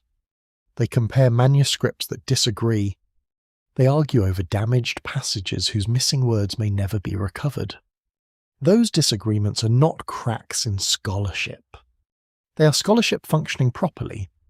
A discipline studying incomplete evidence must leave some questions unresolved. Certainty would be suspicious where evidence does not support it. You imagine a scholar late at night examining photographs of several tablet fragments. One line refuses to cooperate. The signs are visible, but grammar remains awkward. Another copy preserves half the passage. A lexical list suggests one possibility. Nothing quite settles the matter. The scholar writes uncertain instead of inventing confidence. That single word may be one of the most responsible things anyone can place beside an ancient text. There is dignity in admitting what cannot be known. Modern storytelling often fears that admission because mystery is expected to end with revelation. History rarely behaves that way. Sometimes investigation removes a dramatic explanation without replacing it with a complete alternative. Sometimes the answer becomes several probabilities. Sometimes a mystery grows quieter instead of disappearing. The Anunnaki belong naturally within that quieter space. The surviving texts clearly place them among Mesopotamian divine traditions. Their roles vary. Their associations change. Their identity develops through centuries of religious thought. That much can be said with confidence. What every ancient worshipper personally imagined when hearing the name cannot be recovered. No tablet records every belief. No excavation preserves every conversation. No dictionary recreates every emotional association carried by a sacred word. This is where historical reconstruction reaches its limit. You can rebuild temples from foundations. You can identify canals from buried channels. You can reconstruct administrative systems from thousands of records. You can translate poems whose authors vanished 3,000 years ago. Yet you cannot completely restore the consciousness of the people who heard those poems first. Something remains beyond reach. Perhaps this is what the clay truly withholds. Not a single explosive, correct. A whole vanished atmosphere. The tone of a priest's voice.